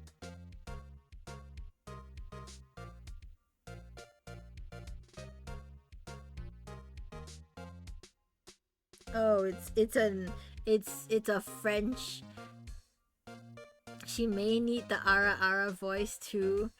Ah, yeah, definitely. It's because she needs it. It's because she needs it, huh, Orion?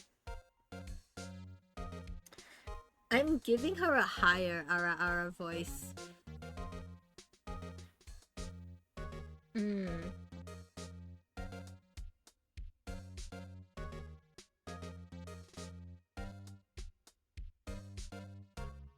Okay, so apparently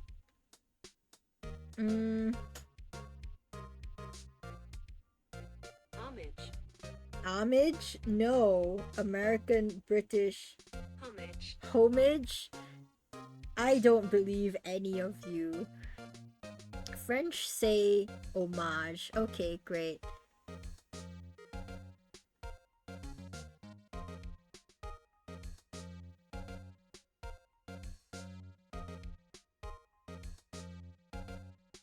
I'm gonna say homage because homage makes me want to throw up, and homage makes me want to throw up more.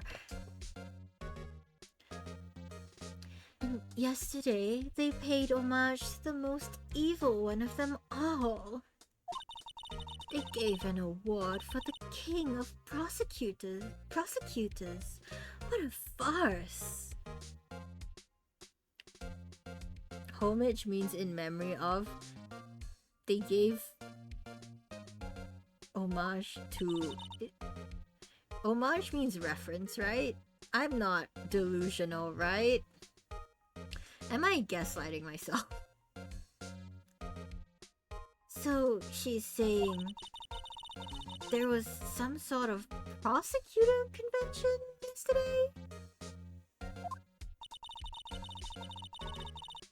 I was almost compelled to lace their lunches with something foul. Do you have a personal grievance against prosecutors or something? Or is there some kind of scientific evidence for this, evil? Young miss, mock me at your own risk. You'll soon find out why they call me the cough-up queen. Ew! The most heinous of all the evil ones, the one they awarded yesterday. It was in his car that they found the body. Proof that he devours the evilest lunches of all. Really? Really what? I'm totally confused. One thing's clear, this lunch lady has a thing against prosecutors. So, what was it that you witnessed, Miss Star? It was a fascinating spectacle, to be sure. I now feel I know what they say when they talk about a woman's wrath. To see Lana Sky wield that knife so. A knife flashed in anger, bringing him to a sad end. It was truly a sight to see. I'm tempted to give her an Ara voice, you know, just for funsies, but then we will have two Aras, which could be good, but also I don't like giving two characters in the same episode the same voice. You mean you saw the very moment of the crime? Sound of his silvery ties to this world being cruelly cut still rings in my ears. And the rhythmic beat of Lana Sky's knife. Wait a second, you know Lana Sky? Of course, it's quite a feat, becoming chief prosecutor.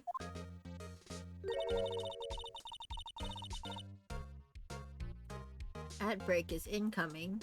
Oh no.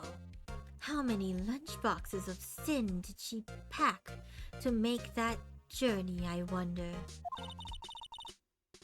She always travels light. Now why would this pretty lunch lady know the chief prosecutor's name? Could we ask you a bit about yourself, Miss Star? I come here every day to sell lunches. I import only the freshest and best from the Far East. For some reason, the box lunches are a hit here.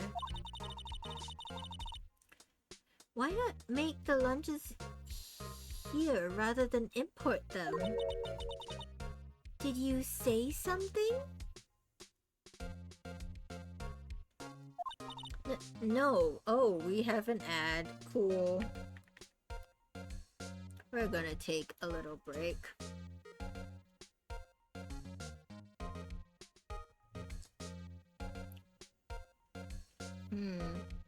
Interesting. What if Ara Ara voice? What if Ara Ara voice indeed?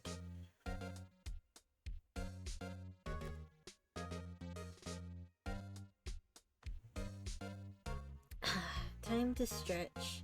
Everyone at home or wherever you are, everyone watching, you should also stretch and drink water. You should drink some water, stretch a little. Just in general, do some self-care, you know? Stand up.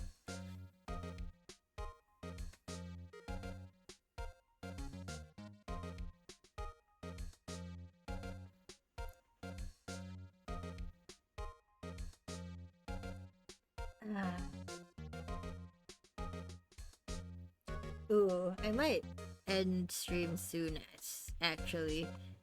We're almost on 4 hours. It's pretty late for me.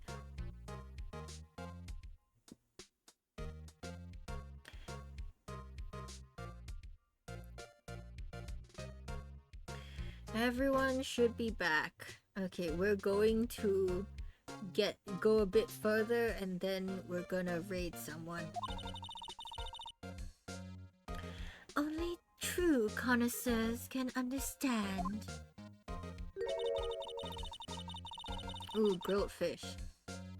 The kind you can only tell someone who has tried General Tso's Trilobite lunch set. I'm sorry, what? General Tso's Trilobite lunch set? Never mind, you win. I don't even want to appreciate part of a Trilobite's flavor, but that was a fish. Anyway, I come here every day to sell lunches. My boyfriend works in the security room here at the prosecutor's office. Your boyfriend? See the security room over there? The glass-walled booth?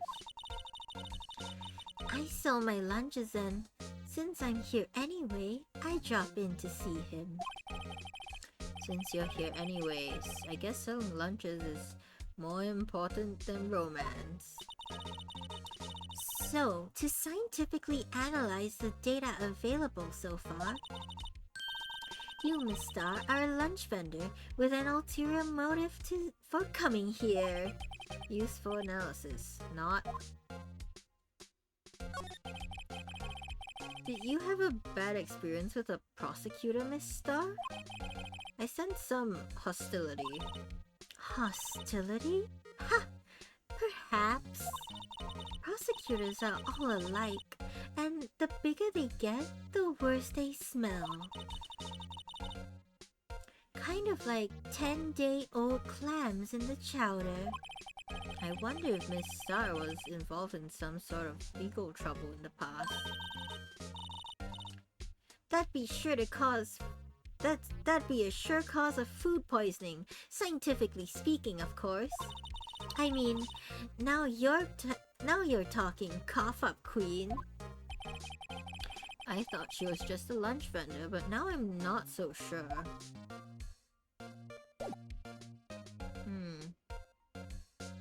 Do we have anything?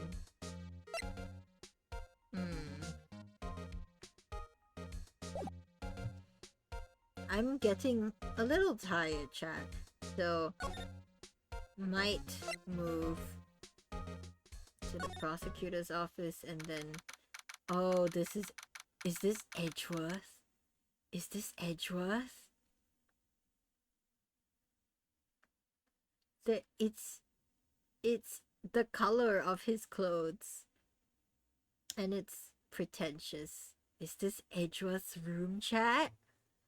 I'm so glad I continue because this has to be Edgeworth.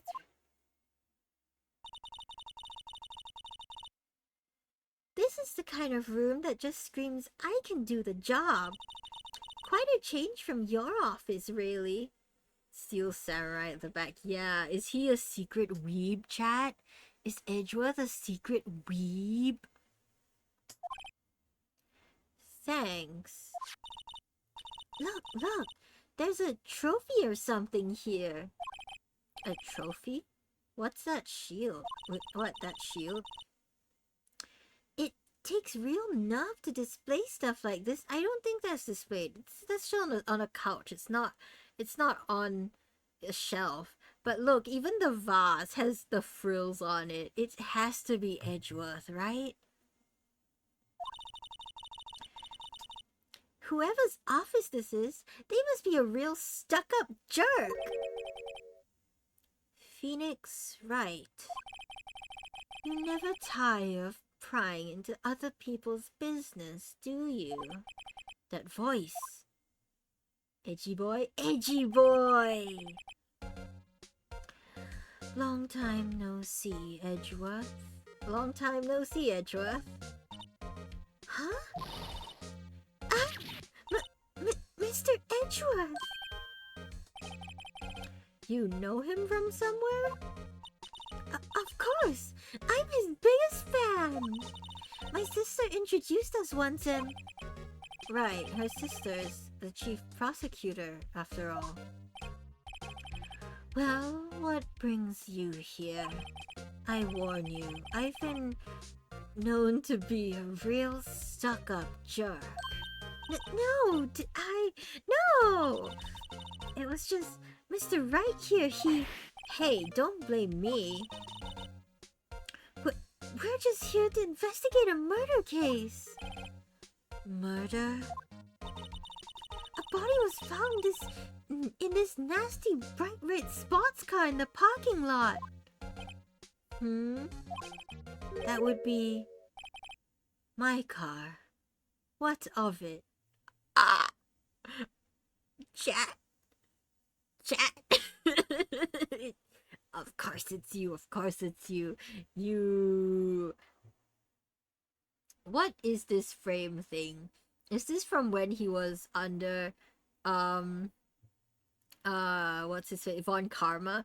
The Edgemobile. It's a Mustang? Edgeworth drives a Mustang? I find that hard to believe. What? Your car? I'll say one thing.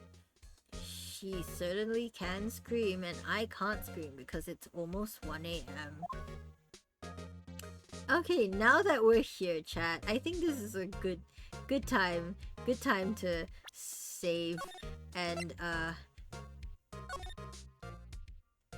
yeah, and end stream for now. We should raid someone. It's late.